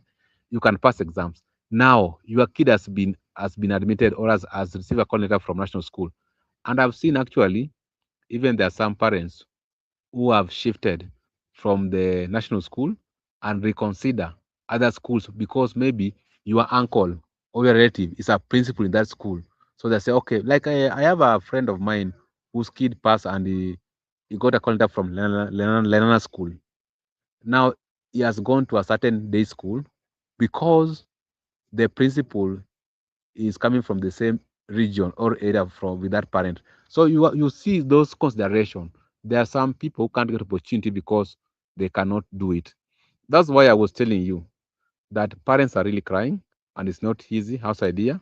Those people who are not a bit able to pay school fees are not feeling good, and that's why I was telling you, given opportunity, if you come to after all this experience we have experienced from the word go, if you got into leadership, what you need to advocate for, if you are in parliament, free education. It should be free from kindergarten to tertiary.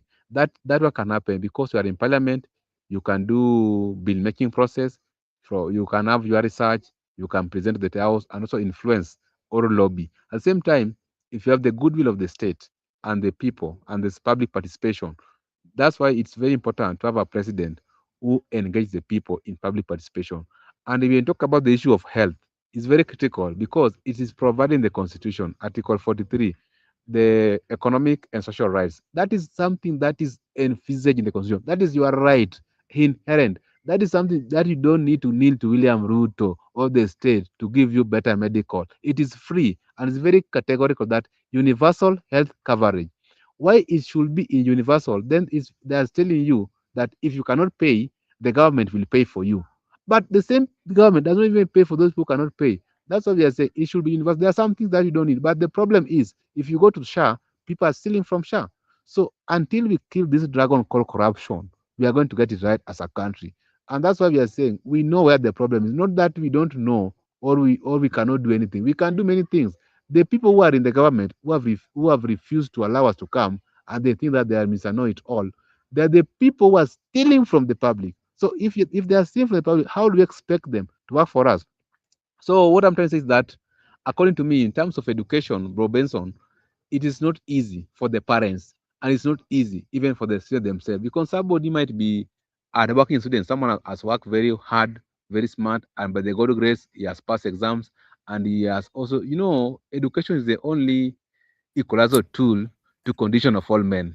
It is through education that you can sit in the same classroom with the son of William Ruto. It's through education that you can sit in the same classroom with the daughter of William Ruto. So why not for education? People could have not even met these prominent people. And it's the only education that can give you way i- to certain uh, to opportunities in life. So someone has come from humble background and he has passed well by God's grace and hard work because of issues to do with the school fees, which government should pay for him freely, universally. Then he's being compelled right now that he cannot get those privileges and opportunity to work hard. Those are things we are trying to advocate for as a young people, that it should be equally to everybody and it should be free to everybody. Because if it's free and equally, there are people who can get opportunity and become better people in society. And lastly, there are things that we need to do with our education. There are things that are not even making sense, like the issue of, I want to cite what our good friend currently who came to Kenya, I show speed, said. When he went to Upper Hill there, he was shocked. He was asking them, when is today? They say it is Sunday. He say, Sunday? You are in school Sunday? So there are things that we need to change as a country. There are things that are not necessarily, as we were there, we were in boarding schools. We used to go to school even on Saturday and Sunday, but we understand that there are some which are not even necessary because there's nothing you are doing on weekend in the classes. And there are things that even, I think when we left, they removed dawns. Us, we used to wake up around 4 a.m., but currently they don't wake up. There are things that are not necessary in the curriculum. I think that's how we can help. But let me tell you a true story. From last week to date, things are not normal on the ground. Parents Parents are not feeling good. They are talking by themselves.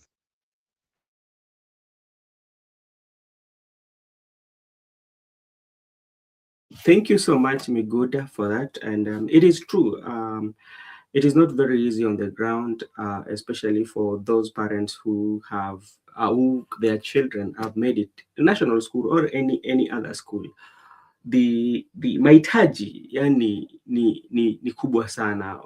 Kwa wale wajiwezi utapata watashinda na watoto wao nyumbani, itabidi hawataingia katika shule, na ni jukumu la serikali kuhakikisha kwamba hakuna Mkenya yeyote ambaye anakosa kuenda shule, na tunaona vitu vingi bado tu serikali bado wataajibika hapa kuhakikisha kwamba Wakenya wote wale ambao walifanya mtihani wahakikishe kwamba wasikose nafasi kwenda shule.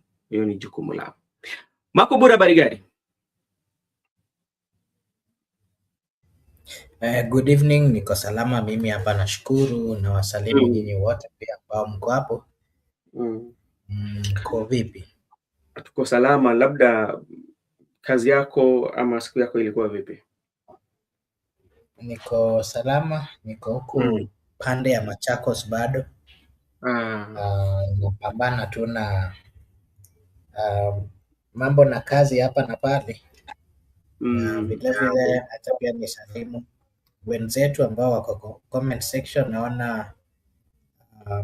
Naona Shaima Hussein ako huku, naona Paulo ako huku, naona a good friend Goody ako huku, Risawa wa Gen Z 001 alikuwa huku, na wengine. Na wasalimu wote na nawatakia kila laheri.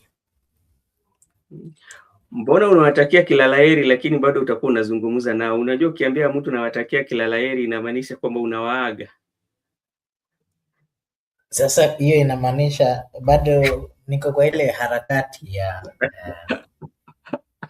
kujisomesha hii lugha ya Kiswahili, na vilevile ndugu yetu mwongoza wetu anayetuongoza hapa anayeitwa Msimamo hajaonekana. Sasa angekuwa hapa basi vilevile angeturekebisha na kutuongoza vilevile kuzungumza hii lugha vifaavyo. Amekuwepo lakini ametoka kidogo. Sijui nini shida upande wake, lakini najua labda anatusikia, anatutazama, atakuja kutuelekeza vizuri pale ambapo tumekosea ama pale ambapo tujasema sahihi, jinsi labda lugha inahitajika isemwe. Ndio maana yuko hapa. Yuko swa kila laheri kea. Shaima, mimi sasa unajua sasa kuisoma inakuwa gani shida sana. Makobura, hebu soma hiyo. Wewe ndio bado mwanafunzi, sisi ni kama karibu. Makobura, Kiswahili yangu chache, hata hii ya Shaima inanishinda kidogo. Yuko swa kila kweli kea mazungumzo. Jameni, ni gumu hayo, hatuwezani nayo. Hiyo inataka mwenzetu Msimamo ambaye alitumia okay, sawa atatuongoza hapa. And if he promised to teach us some good Kiswahili. So me and Good Ear, hata Good Ear, even Good Ear is not good in Kiswahili here. So we will look for the services of our good friend Msimamo so that he can put us on the right side. Okay, asante sana kakaangu kwa kukuja katika kipindi. Tumekuwa na mazungumzo mengi tu kwa yale ambao yalikuwa yameteka vichwa vya habari, na heri sio goodbye. Nawatakia kila laheri. Sinadhani ukisema kwamba nawatakia kila laheri ni ile inamaanisha kuwa labda unataka kutoka maeneo hayo ama unawatakia mazuri wewe ukitoka, ama inalingana na pahali ama wakati ambapo unaitumia. Kwa mfano, labda niseme saizi nilikuwa nazungumza saizi na Makobura, mimi nakwambia ndugu yangu, mimi asante sana kwa kunikaribisha, mimi nakutakia kila laheri, asante sana, nataka kuenda. Okay, tutajifunza hapa. Hii ndio uzuri wa hapa. Leo tutajifunza hapa. Okay. Jameni, Msimamo wako wapi? Jameni, Msimamo wako wapi? Atuongoze. Nasema hapa, Makobura, ona, not goodbye. Basi mimi ndio sasa nilikosea. Not goodbye ni wacha tuanze na ndugu yetu hapa. Anasema heri sio goodbye, ni kutakia mtu baraka. Asante. Hiyo sasa hiyo nimeelewa. Not good by wishing us well in the conversation. Asanteni sana.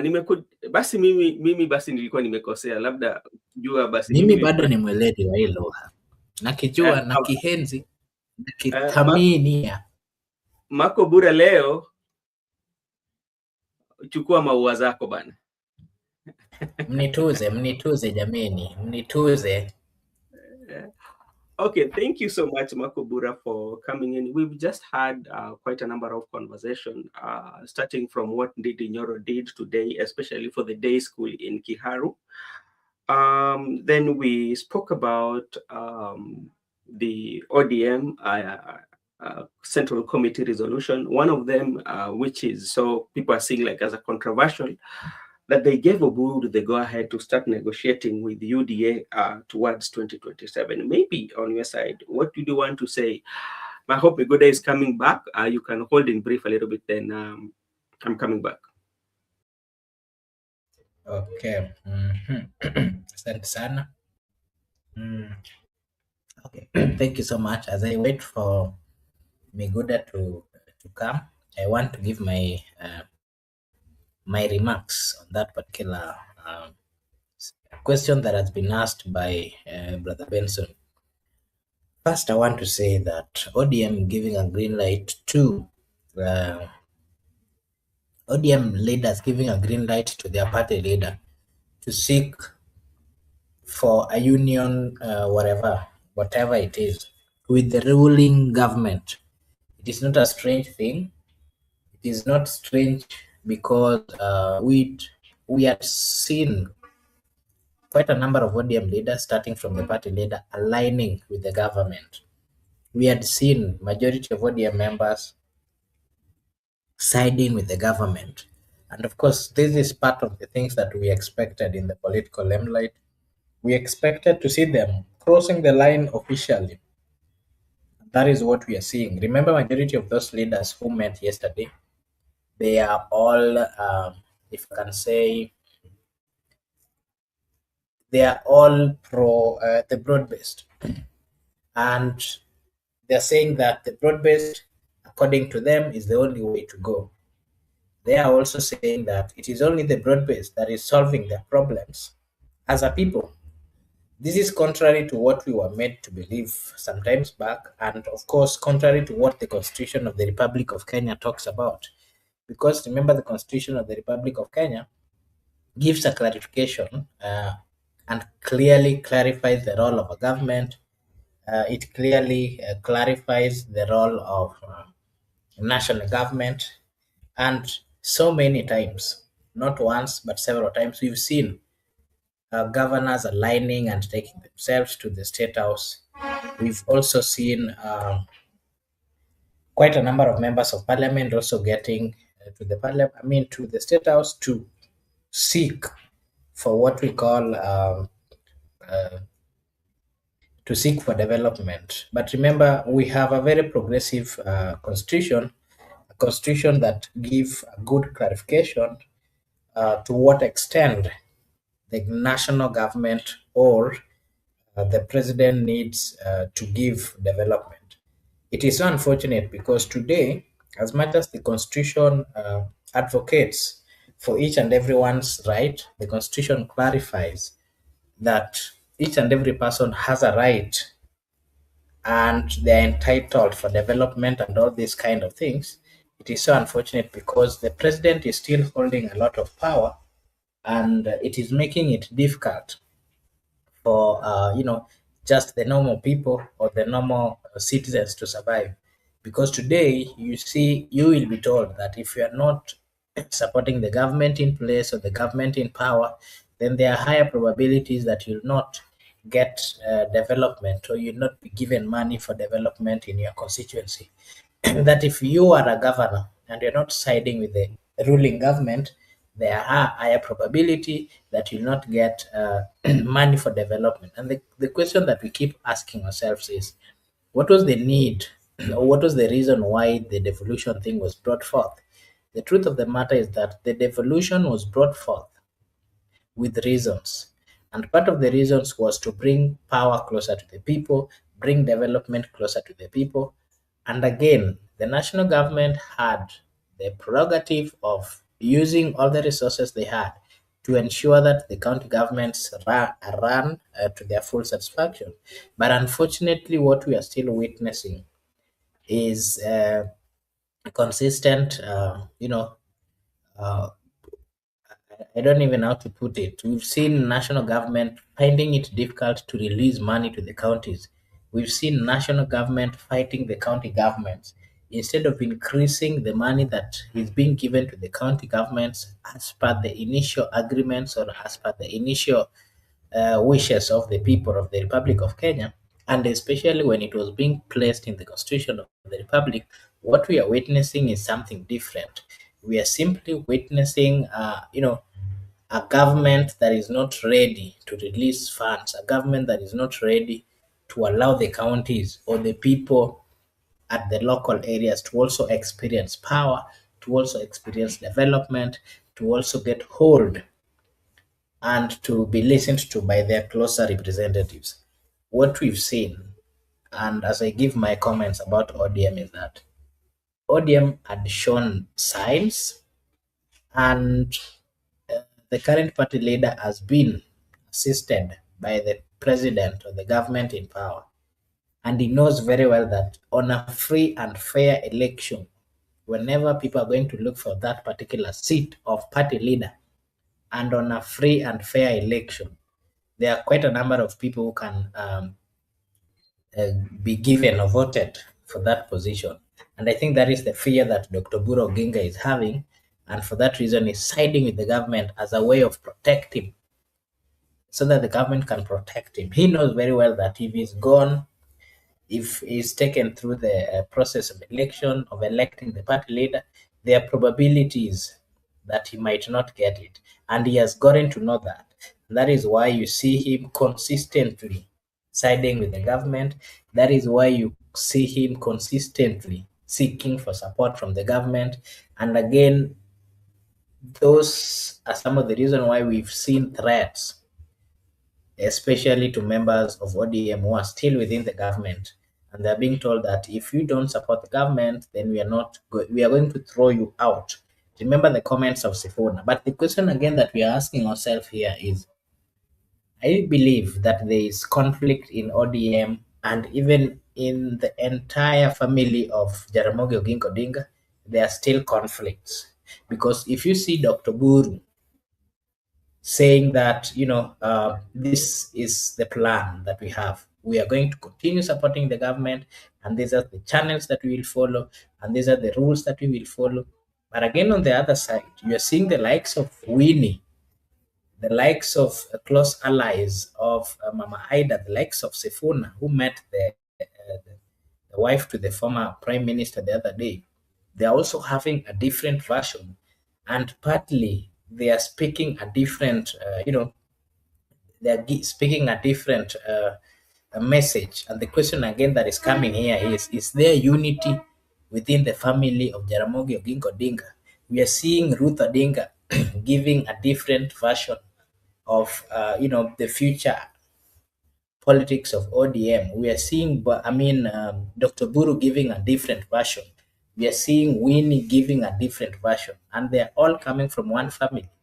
And me, if you ask me, there's a group, the group that is not comfortable joining President William Samoei Ruto, are partly being supported by, of course, Mama Ida, partly because we've seen the dalliance that Sifuna, who is the Secretary General of the ODM party, has had with the former Prime Minister's spouse. And again, if you remember the conversation they had on that particular day when the celebration of birthday was being done, it was very, Sifuna spoke, Mama Ida spoke, and they were all saying that, yes, we acknowledge there are problems within our party, we are going to solve them. But again, remember this, Sifuna saying that he's ready to speak. But again, what happened the other day when these particular members were going to meet in Kilifi? Was Sifuna there? Sifuna was not there. But again, look at the message that came out from that particular meeting, that whoever is not supporting or whoever is not agreeing with the broad based and ODM supporting the UDA should leave the party, and they will be shown the way. If you hear such kind of comments, the question or something that comes into your mind then is, what are the views of other party leaders? I mean, party members, the likes of Sifuna. Why were they not even there? What are the views of the likes of Winnie Oding? What are the views of Mama Ida Oding? What are the views of Mama, the Ruth Oding, who is the women rep of Kisumu County? And what comes out is very clear. There are serious divisions, not just within the party, but even at the family level of the Odinga's family, from my analysis. And it is something very visible. It is something that can be seen based on the stance of these particular members. That is Mama Ida, Winnie, Ruth Odinga, and Dr. Buru Oginga. They are all speaking a different language. On the other side, Winnie, Mama Ida are saying that it is the time that young people should be given this opportunity. It is the time that people should be given, people's voices or views should be heard as a way of incorporating different voices. But again, on the other side, you're seeing a different conversation from the pro-government side. They're saying that the only way of saving ODM is supporting the government. All these are signs that there is going to be continued differences. But currently, if you ask me, the line is already drawn. The likes of Sifuna, the likes of Winnie, the likes of Babu, the likes of James Orengo, and all those particular leaders who are having a different view, all those ODM leaders who believes that it is not right to support the current government, they are going to be thrown out of ODM, or what is going to happen is they are going to look for other ways of surviving politically. There are possibilities of ODM dividing into two. I don't know up to now who will go with the original ODM, but we've had on the other side we have quite a number of leaders, and majority of them, if you've done your keen analysis, some of them are those leaders that crossed to the government side immediately after the election of 2022. Remember those leaders who were elected under the Azimio banner, under the Azimio party or coalition. And when they realized that they had lost, they crossed immediately. The likes of Nyameta, the likes of, the likes of this member of parliament from Langat. They're the ones who are advocating, they're the ones who are calling out, they're the ones who are on the forefront, continuing to say that it is right for UDA and ODM to work together, and that it is right for them to continue, making their,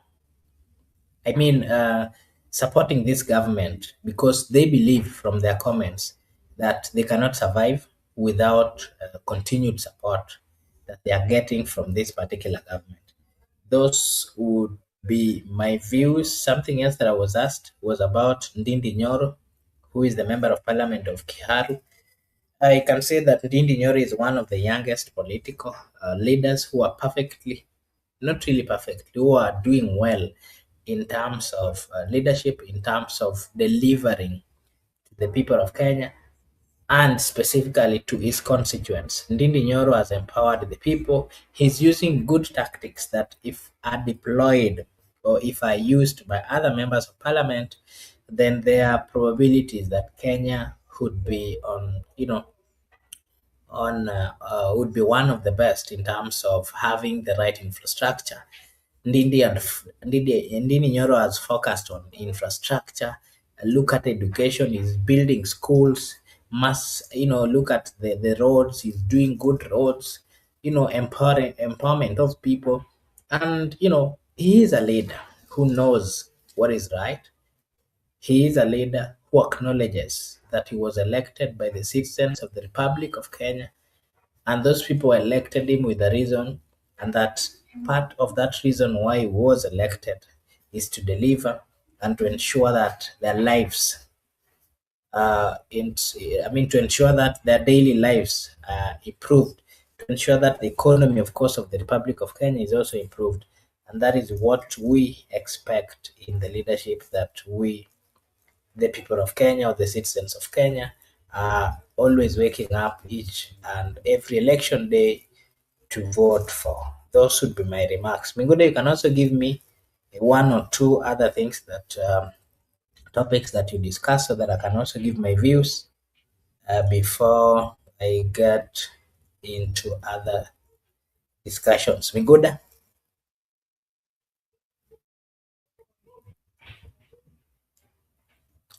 Miguda, are you there? Hello. I'm here. Yes, proceed. You have to discuss Did you get the my issue of William question? Ruto. Yeah? I'm saying Proceed. we have also discussed that the president was in Mount Kenya and he was referring to some people wapumbavu. Who are these people?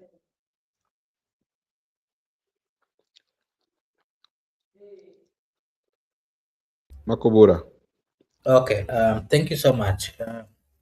If you've lived in Kenya for some time, then you'll get to understand whenever somebody tells you that this particular politician gave this kind of statement, then you can easily tell that these statements were directed to so and so. Of course, if you ask me, I'll simply say that the statement was shenzi and all those kind of things. They're not the usual things. I can't say they're normal in the field of politics because these are things that we've always seen. And, it's unfortunate that those vulgar languages or languages which are not right have been used in the political platforms. But again, as a people, we need to come out and partly call these leaders who are using this bad or unnecessary languages to in their political environments, because if you start calling fellow leaders washenzi and all those kind of names, then it simply shows that you lack respect for fellow leaders. And the question that would then come is, if the leaders or fellow leaders are the ones who are washenzi, then how do you then call the citizens? Those people walalahoi. How do you call the people wale ambao hawana mbele ama nyuma? How do you refer to them? What extent would you get when you want to refer to them or to communicate with them if you cannot use the right language to address fellow leaders? But again, the political class has made it normal thing, normal in the sense that they've allowed this immoral behavior to continue in the field of politics. And so to them it is normal, but to our children and to the society it is not right, and that is what I can say. He was referring to the opposition. The oppositions as well has a right, by all means, to move throughout the country and to give their views, whether they want to win. Makobura, excuse me. Maybe you haven't heard my question. Sorry, I've not elaborated for you. I was saying he was referring when he went to the Mount Kenya people. He was telling the people of Mount Kenya that you people voted for me in the previous election. Increase your voice You people. kindly. I'm saying, can you hear me? Yes, now it's okay. I'm saying he went to Mount Kenya. Then he was talking to Mount Kenya people in Nyeri that you people voted for me in the previous election. I cannot leave you people. You people are not like those washenzi, those wapumbavu, those people, not those leaders. Remember, so I think he was referring to ODM members. So that's, now you can proceed.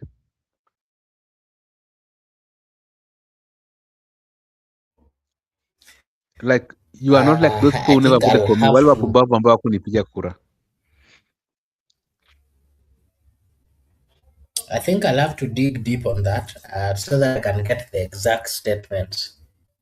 But from just my basic thinking and from his political wishes, I don't think he can get to that extent of. Okay. Regenerate here is saying Wapumbavu was used in context that referred specifically to a certain group of people, those who never voted for him. ODM as okay. Okay. Uh, I don't know. I don't know what to say about that. But if really that is what he meant, just like I did say, we've normalized certain in the Republic of Kenya, and again, we've gotten to a point where we do not really care about very serious things that are happening in the Republic of Kenya. If that is what was really there, then I can say that uh, as a country, we've suffered massive losses, massive killings, massive, quite a lot of bad things we've experienced in the Republic of Kenya. And part of the reason why we've witnessed all these things are because of the bad language that has been used by the political class. And what unfortunate that this bad behavior is still continuing. And if you remember, look at 2007, 2008, the post-election violence. Look at the people who are accused of using bad language, bad statements, and how those statements changed the view or the thinking of the people and made it become tribal, and then it became something else. I think these are things that we can refrain from. We have quite a lot in terms of history to learn from, and part of that history is looking back where we've come from, and being positive in the sense that we should tell ourselves that we are not going back. Going back to mean that we are not going to continue using languages which are not right. We are not going to continue hiding our ways into the political limelight. We are not going to use vulgar languages as a way of attracting people. We are not going to use vulgar language as a way of, threatening or making our opponents look less or lesser. I think we need to just mature up, and maturing up means that we start engaging on meaningful things. And again, as senior political leaders in the Republic of Kenya, it is that would mean that they're bending too low, and using certain remarks which are not helpful to the people of Kenya cannot in any way help or make the country develop. And I can say that we have come from far. Coming from far means that we've learned a lot. And again, from what had happened previously, we can make, or we can, I mean, we can make right choices. Right choices by doing what is right, avoiding all those things that are negative, avoiding all those things which are not in the line. I mean, those things which are not in any way assisting the republic to grow. So we need to be very proactive. We need to be very vigilant, and again, we need to be very independent when making certain remarks, because the remarks we make,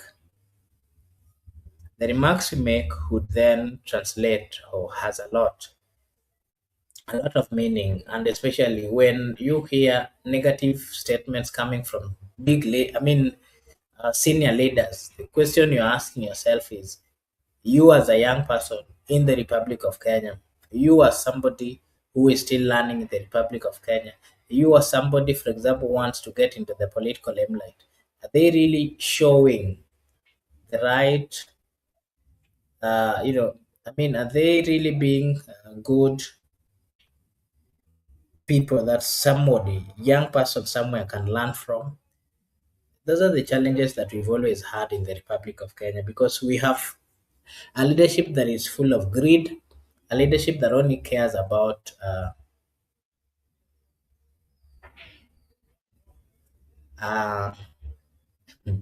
I'm reading something here from Regenerate, and he's saying, just for laugh, mature up. Is there a maturing down? Mm. this yesterday I was in just one of these social media platforms, and I think it was on TikTok, and I saw some grandma playing with her granddaughter. And I understand that this grandma is, I think from the statement they were saying it's 90 something years, and granddaughter is around 3 4 years, and they're playing. And then I went to the comment section, and then most of the comments that I saw there is that as people grow, when you start getting old, you start behaving like a baby. You start behaving, instead of maturing up, you simply I don't know whether it is right to say maturing down, just like Regenerate here is saying. But we've witnessed certain people, whenever they are growing, instead of being positive and thinking maturely, instead of doing things which are making sense, most of them would start thinking backwards. Maybe psychologists can give us their view on what really happens as people get old. Their thinking starts reducing. I don't know. Those are some of the things that we've always witnessed, and it is life. It is life. So Regenerate. Don't worry. Instead of maturing up, we've always seen people maturing down, and of course, starting to behave in a way that you cannot really comprehend. You cannot really understand why. But in the field of politics, we've seen leaders getting with good track records. But the moment they keep on being leaders, they start degrading themselves. They start behaving differently. The level of greed also gets into them. They forget about the people who have elected them. They now start feeling and thinking about themselves. They forget about their roles. They forget even where they've come from. Anyway, it is life. A good friend Goodyear is saying we grow up and just mature as wine.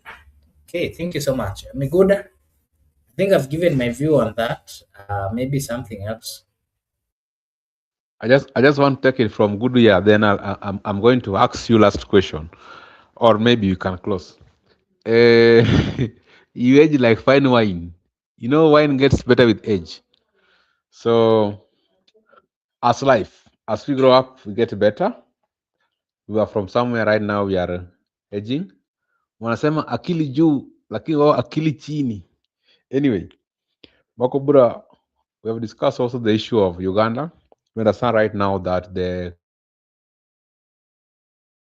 president of Uganda have said that they are going to shut down internet during elections. Remember Kenya, Uganda, Tanzania were in East Africa.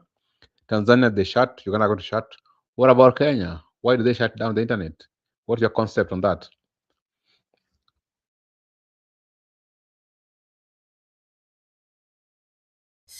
Sorry, Miguda, kindly come again. I didn't get your question rightly. Kindly.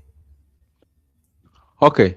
I'm asking. I'm more of an explainer, but I'm asking question. Just get me clean. I'm saying Ugandans have said, or Museveni has said, they are going to shut down the internet during elections this year in Uganda. We saw Tanzania shutting down the internet during the elections. What for Kenya? Remember, next year we have elections, and we are just neighbors. Hey, can I give my take? First, I want to speak about Kenya because I'm a Kenyan. If President William Samoei Ruto, the current president of the Republic of Kenya, decides that in the next general election the internet is going to be shut down, then me as a Kenyan, I would simply not want to continue being in Kenya. But again, we have a progressive constitution of the Republic of Kenya. Nowhere in the constitution of the Republic of Kenya, I've never seen any statement talking about shutting internet, especially during these periods of election. If it is done in Kenya and it goes successful, then I can tell you that there's nothing like progress in terms of development. There's nothing like progress in terms of country getting, or so you start counting that, oh, we are this old since independence. I don't think we can get to that level. If we get to that, we'll be bending too low. And I believe from my thinking and what I've seen as a Kenyan and as a youth who have always participated in matters of the Republic of Kenya and everything that is ensuring in one way or another that the Republic of Kenya grows, I cannot sit down and witness that something that is unconstitutional, something that is illegal, be implemented here in the Republic of Kenya. If you can ever remember the statement that Raila used to say, I can simply get it in Luo. I don't know how to translate it. Maybe you can translate it in English, so that good ear and our good friends can hear. Raila most of time used to say that an wadgi akinyi okdaninde ot okdalaye ot, something like that. This is that statement. I don't know how to translate it. Miguda, you can do. But majority of the Republic of Kenya, young youths cannot bend that law and allow a government to continue implementing unconstitutional matters and unconstitutional things in the Republic of Kenya without them standing up to give their views. It is impossible. I don't think we can get to that extent. In Uganda, it is possible and it is going to happen because the people of Uganda has not gotten to the point, or they've not matured politically to the point that Kenya has gotten into. It is possible for Ugandan internet to be shut down because they've always been led by a president who believes that he's running that particular country as his own personal home, something that is contrary from the views and the expectations of a president that is in charge of a nation. In Uganda, it is possible. We've seen leaders being tortured. Some of them are still in jail up to date. Having done nothing, they are still rotting in jail. It is bad to say so, but that is the truth. In Uganda, it is possible because even the opposition leaders are not allowed. Opposition leaders are not allowed to hold campaigns, to do campaigns in the Republic of Uganda. They are not allowed to, to give their views and to criticize the government. A government that, somebody that is elected, that if you question, you're being arrested, you're being taken to jail, they disappear with you, they abduct you. In Uganda, it is possible. We've seen the bad behavior in Tanzania. We never expected Tanzanians to wake up and maybe get to the streets. But remember, they did. There was this mentality that Tanzania is the most peaceful and that the citizens of Tanzania can never and will never get to the street. We saw it. In Uganda, we are still going to see it. Unfortunately, in Uganda, we have a ruthless leader who can even, issue some directives which cannot make it possible for the people to easily survive. And for that reason, I think that is part of the fear that the people of Uganda are still having. And that is why their probabilities, you've ever seen the CDF of Uganda threatening the Republic of Kenya, a whole nation. that has a government, a president, that has all the armies, a small country like Uganda coming out to threaten Kenya because they live in a world where they can just, do their own things as per their expectation. They think they can, we've seen such kind of beliefs, we've seen such kind of thinking. And that is why I'm saying such bad behaviors can happen in Uganda. But I can tell you, even if President William Samoei Ruto is a close friend and Museveni is his, political leader, political trainee or something, I don't think we can bend that law. We cannot, as a people of the Republic of Kenya, allow illegalities to operate in the Republic of Kenya. That would be my comment. But again, allow me to give my general comment on the bad behavior that we are seeing among the leadership of of Africa. We've seen quite a number of African leaders coming up with certain laws which are not progressive, certain laws which are undermining the rights of people who are having a diverse opinion, the opposition leaders. I want to say that leadership, oppositions are not held milele na milele. To me, they're not. You'll not be a leader forever and ever. We've ever heard of Kabila, of Congo. We've ever had Seseko and all those kind of people. We've ever had the most powerful leaders in the world, in the continent. They never, in one way or another, they are never mortal and they'll never survive or exist for years and years. They do go. And again, something else that we've noted is that among these political leaders who have always held positions, and instead of helping the people, they've always misused their positions. Look at those who survived in 1960s, 1950s, 1970s, or 1960s. Look at their families. You'll realize that majority of them are simply suffering because of the bad behavior their fathers or the forefathers, did to the innocent people. So these leaders needs to be very careful. And again, the kind of generation that is currently existing in the Republic of Kenya, in Africa, or in the world is a generation that do not care. What they care about is good leadership. What they care about is that they can wake up, do something, and eat and survive. They do not really want many things.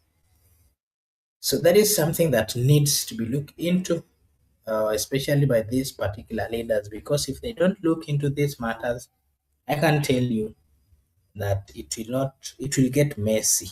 It will get messy in these particular regions, in these particular areas. We have a generation that is determined. We have a generation that is focused. We have a generation that is not fearful. We have a generation that do not know how to cover things, but what they do is to come out and give it and clothe it as it should be. That is the kind of generation that is out here. And again, those are the people that a leadership that is coming up with illegalities will have to face. Remember, President William Samoei Ruto was coming with a lot of illegalities in the Republic of Kenya, and he was met by a group of young, many people who did not want their country to continue suffering. And that is why we saw progressive demonstrations in the Republic of Kenya, in the entire regions of the Republic of Kenya. It was a demonstration that was showing the government that as much as you have the power, you have everything. But again, listen to the people, because a government is for the citizens, it is for the people. You only become a leader courtesy of the people. If you do not listen to the people that you are governing, then the question would be, you are whose leader? So in Kenya, you have to be people's leader. I'll end it at that. Miguda, any other question or topic that you did give views on? I think you have exhausted most of them. You have the energy to go on. I just want to make my general conclusion. Then I'll leave it to you. You can proceed. First, I want to appreciate you for coming to the show. And also, Bro Ben, Msimamo came and left. Judith Karita asks me about Ayaga. I can just say Ayaga is well, is alive and kicking, only engaged in some activities, but soon he will be here.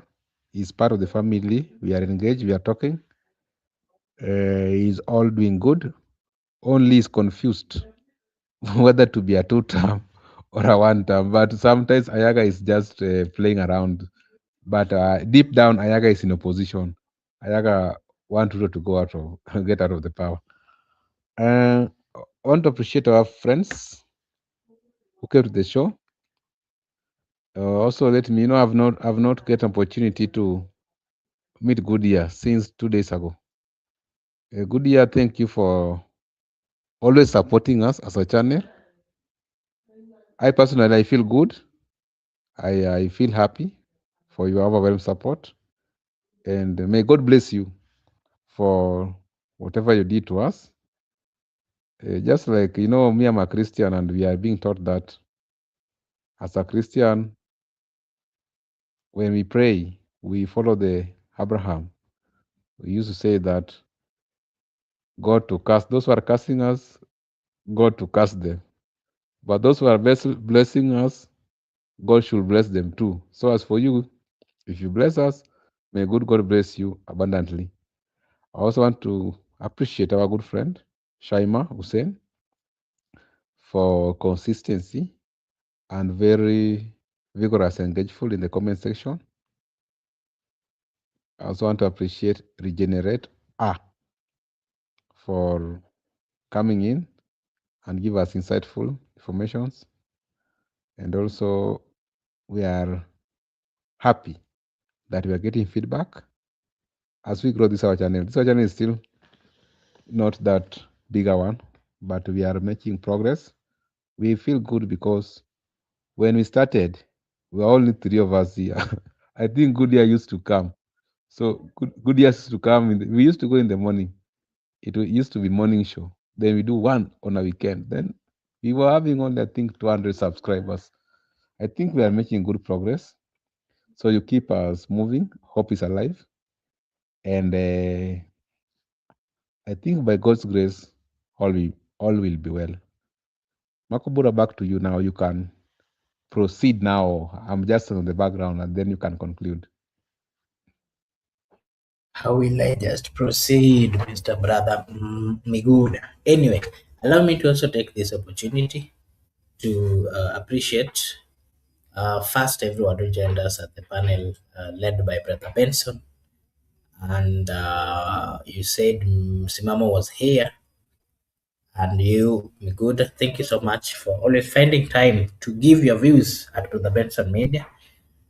And to our viewers, this is Brother Benson Media, and where we do say that your opinion counts.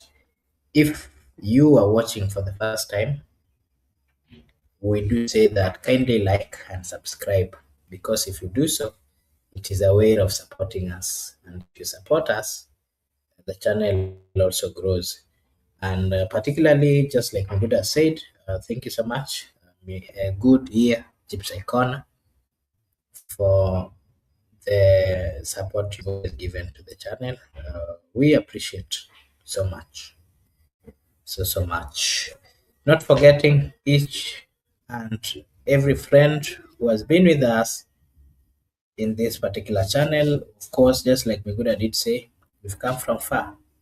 Our good friends like Judith, who have always stood with us, always there. Time, who are always there with us.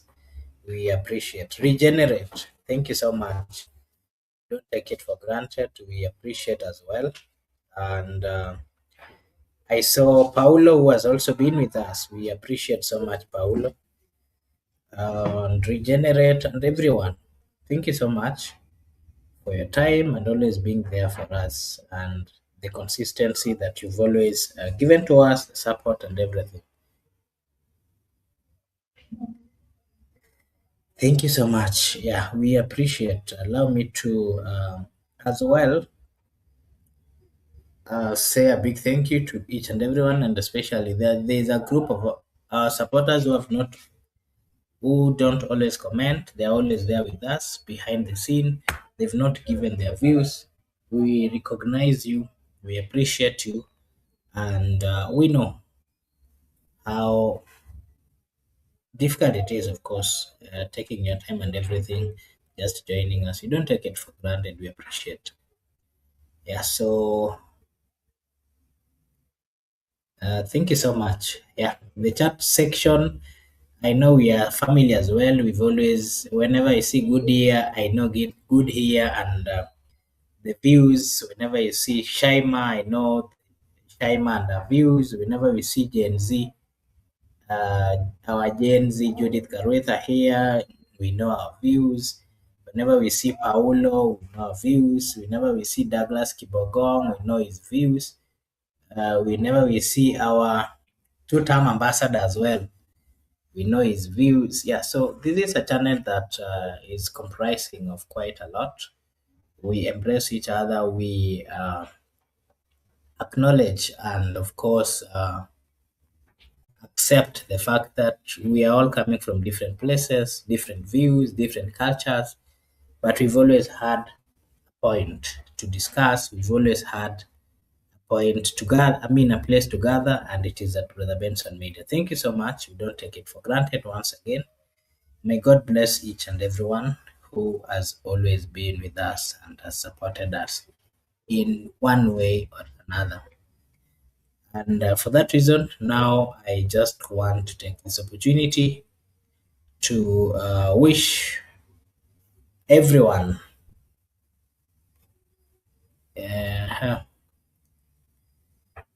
I'm seeing Regenerate here is saying, is good year working with the tire company good year? Good year, you can answer that. Shaima. Oh, I'm sick. Oh, okay, Shaima. Sawa. Let me not forget it today. I'm working on it. Shaima, and you'll get a reply. We've not forgotten that. Yeah, so I'm waiting for Goodyear to give his opinion. I'm waiting for Goodyear to give opinion that has been asked there about the tire, and I can see Goodyear has responded. Allow me to. I'm waiting for some few remarks. I can see Shaima there is laughing.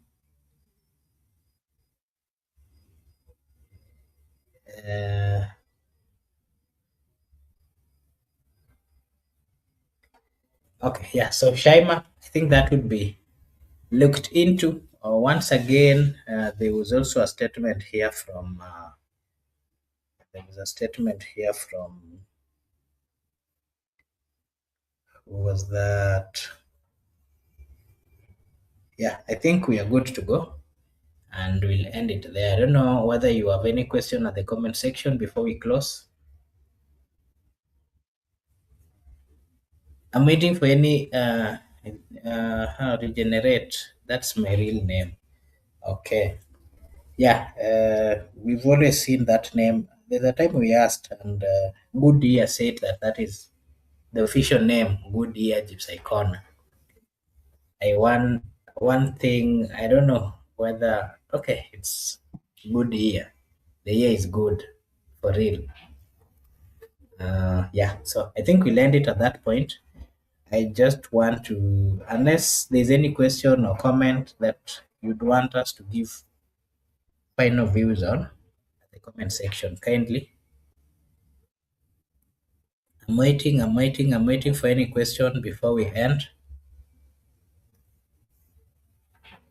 And I saw Jude Karwitha here. I don't know where alipotea wapi. Siku hizi anapotea tu. And I've also not seen our two-term ambassador. I've also not seen Kibogong Douglas. I don't know where our good friend Eric Ayaga went. Alipotelea wapi, the Nairobian man with many stories.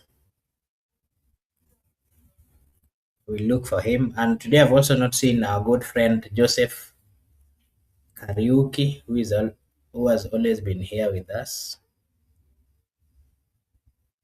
Okay. Yeah. So the reason why sometimes we do start the show early is I don't know how to put it. You find that the time differences. You understand where Brother Ben is, and a time like this, he's also planning to get somewhere, maybe to job. So you find that the time difference has always made it a little bit difficult for us to consistently be coming at a specific time.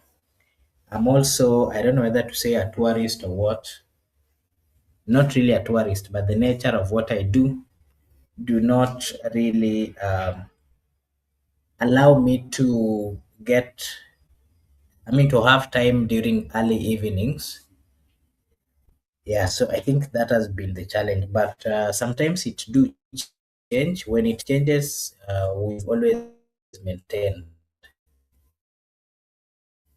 But again, when we are really able to maintain, that is why sometimes we do see the Benson thing, and then it's the time difference. But we will.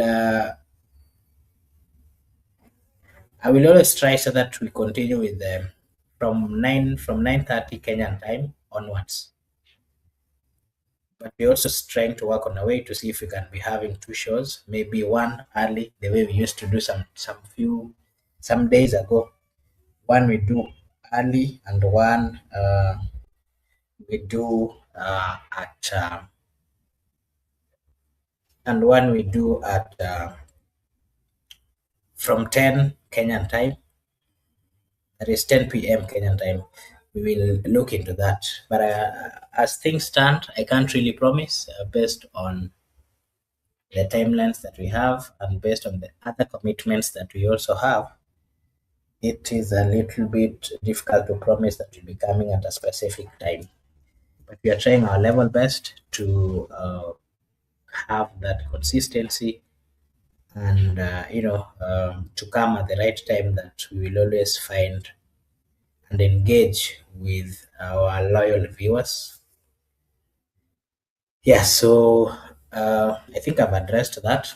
Unless there's any other question that is still pending from Shaima. Shaima, uko na swali ama uko na mambo regenerate? I've not seen Father for some days. I don't know whether Father ndiye amebadilika amekuwa regenerate. I don't know. Father Dan ametupotelelea. Tutamuomba atusomee misa so that atuombee as a family, Brother Benson Media, so that we also get the blessings and the graces. Actually, good year. It's a good thing. I think you as a Catholic, you understand these things. We should one of these days call for mass specifically for the family of Brother Benson Media as a way of course, acknowledging God as well, where we've come from and where we are going, so that we are blessed. We are so much blessed that we have a whole father with us, a whole priest with us, and we are praying for him. I don't know whether he's missionarian or diocesan, but I know he's a missionarian because most of time he's not within the Republic of Kenya. I don't know whether missionaries also are elected as bishops or so, but we will pray for him so that God will give him more graces as well. Yeah, so I think those would be my parting shots. And I want to say once again,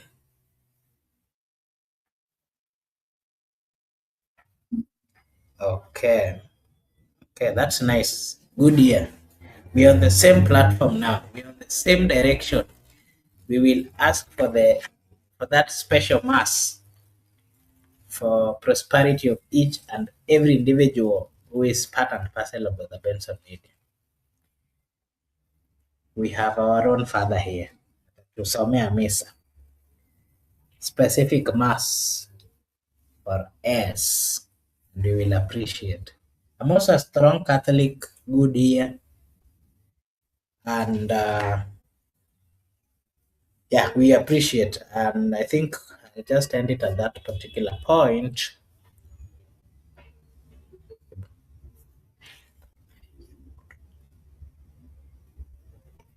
Yeah, so I don't know if there's anything that is still pending,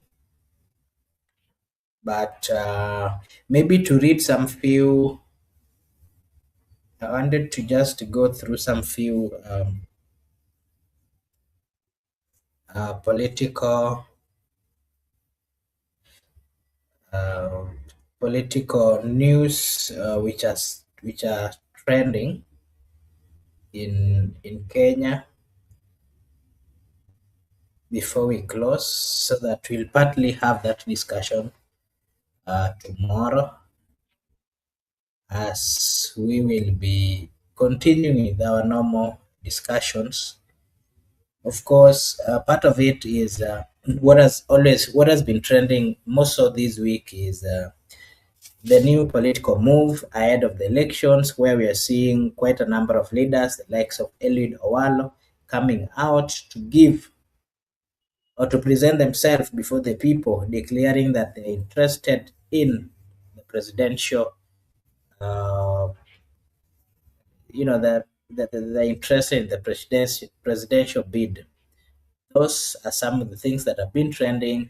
And then we've also seen the political stirring within ODM and UDA, where both sides of leaders are having a different view. We've seen quite a number of ODM members saying that they're going to work with the UDA to form the next government. We've also seen the opinion polls, which some of them are saying that ODM is losing, but again, it is still popular. We've seen polls saying that Babu Owino is the most preferred kingpin. We've seen President William Ruto also coming as a top preferred candidate. Something else we've also seen is the ongoing political tension and leadership battles, where we've seen disputes within the ruling coalition, including, of course, President Ruto and former leaders, particularly over the regional popularity claims, rejecting political stress within Kenya Kwanza ahead of the election. We've also seen, protest and the youth politics, part of the things that have trended. And we are going to give our views. We are going to give our views based on. We are going to give our views, of course, based on the happenings that are going to come. But again, the issue of protest and the youth politics is it's one of those things that really trended last year. Not forgetting the consistency of demonstrations that were witnessed last year, some of them with hashtags that Ruto must go and all those kind of things. So those are part of the news that are currently, that made the people to speak more on political moves and all those particular moves that were made by the political class. But again, we've also seen a consistency where young people are not sitting down. Of course, that falls under the youth and protest, consistently fighting through the social media platforms, giving their views without fear. And that, of course, has angered the government. And we've seen quite a number of laws coming up. Some of them are laws which are, laws which are going to change the social media engagements. So we are just waiting to see how far it's going to get, because there's much in Kenya. We've seen, I don't know whether, I hope we've ever discussed this, the Cybercrime Law Amendment, or the Computer Misuse and Cyber Crime Act 2025, where we saw Kenya's parliament amended the Computer Misuse and Cybercrime Act, and it was signed into law in October 2025, with many parts coming into force in November 2025. Of course, these amendments did what we call expand government powers to block websites and social media platforms deemed harmful, and also all this was strengthening definitions and penalties for cybercrime, harassment and identity theft, phishing, and harmful communication. We've also seen it addressing or giving authorities new abilities to shut down illegal content or platform ahead of court conviction if misuse is reasonably suspected. These are some of the things that have always come out. Why this particular bill matters is these broad powers means authorities can potentially restrict and remove content online and target certain kinds of social media engagement more aggressively. Free speech advocates fear some provisions are vague and can chill political critique or dissent, while the government states the law is essential for protecting vulnerable people and fighting cybercrime. The legal challenge here is we saw a high court temporarily blocking this particular bill. Some enforcement powers, such as social media platforms, shut down authority, while constitutionality challenges proceed. Yeah, so these are some of the challenges that we've seen, but we'll have time to continue speaking about this because they are all part of those things that are affecting our existence in the Republic of Kenya. For that reason, I would wish to end at that particular moment and to wish you all, everyone who joined us this evening, a blessed night, a blessed morning, a blessed afternoon, a blessed evening from wherever you're watching us from. We appreciate and may God bless you. See you again tomorrow. Mungu awabariki.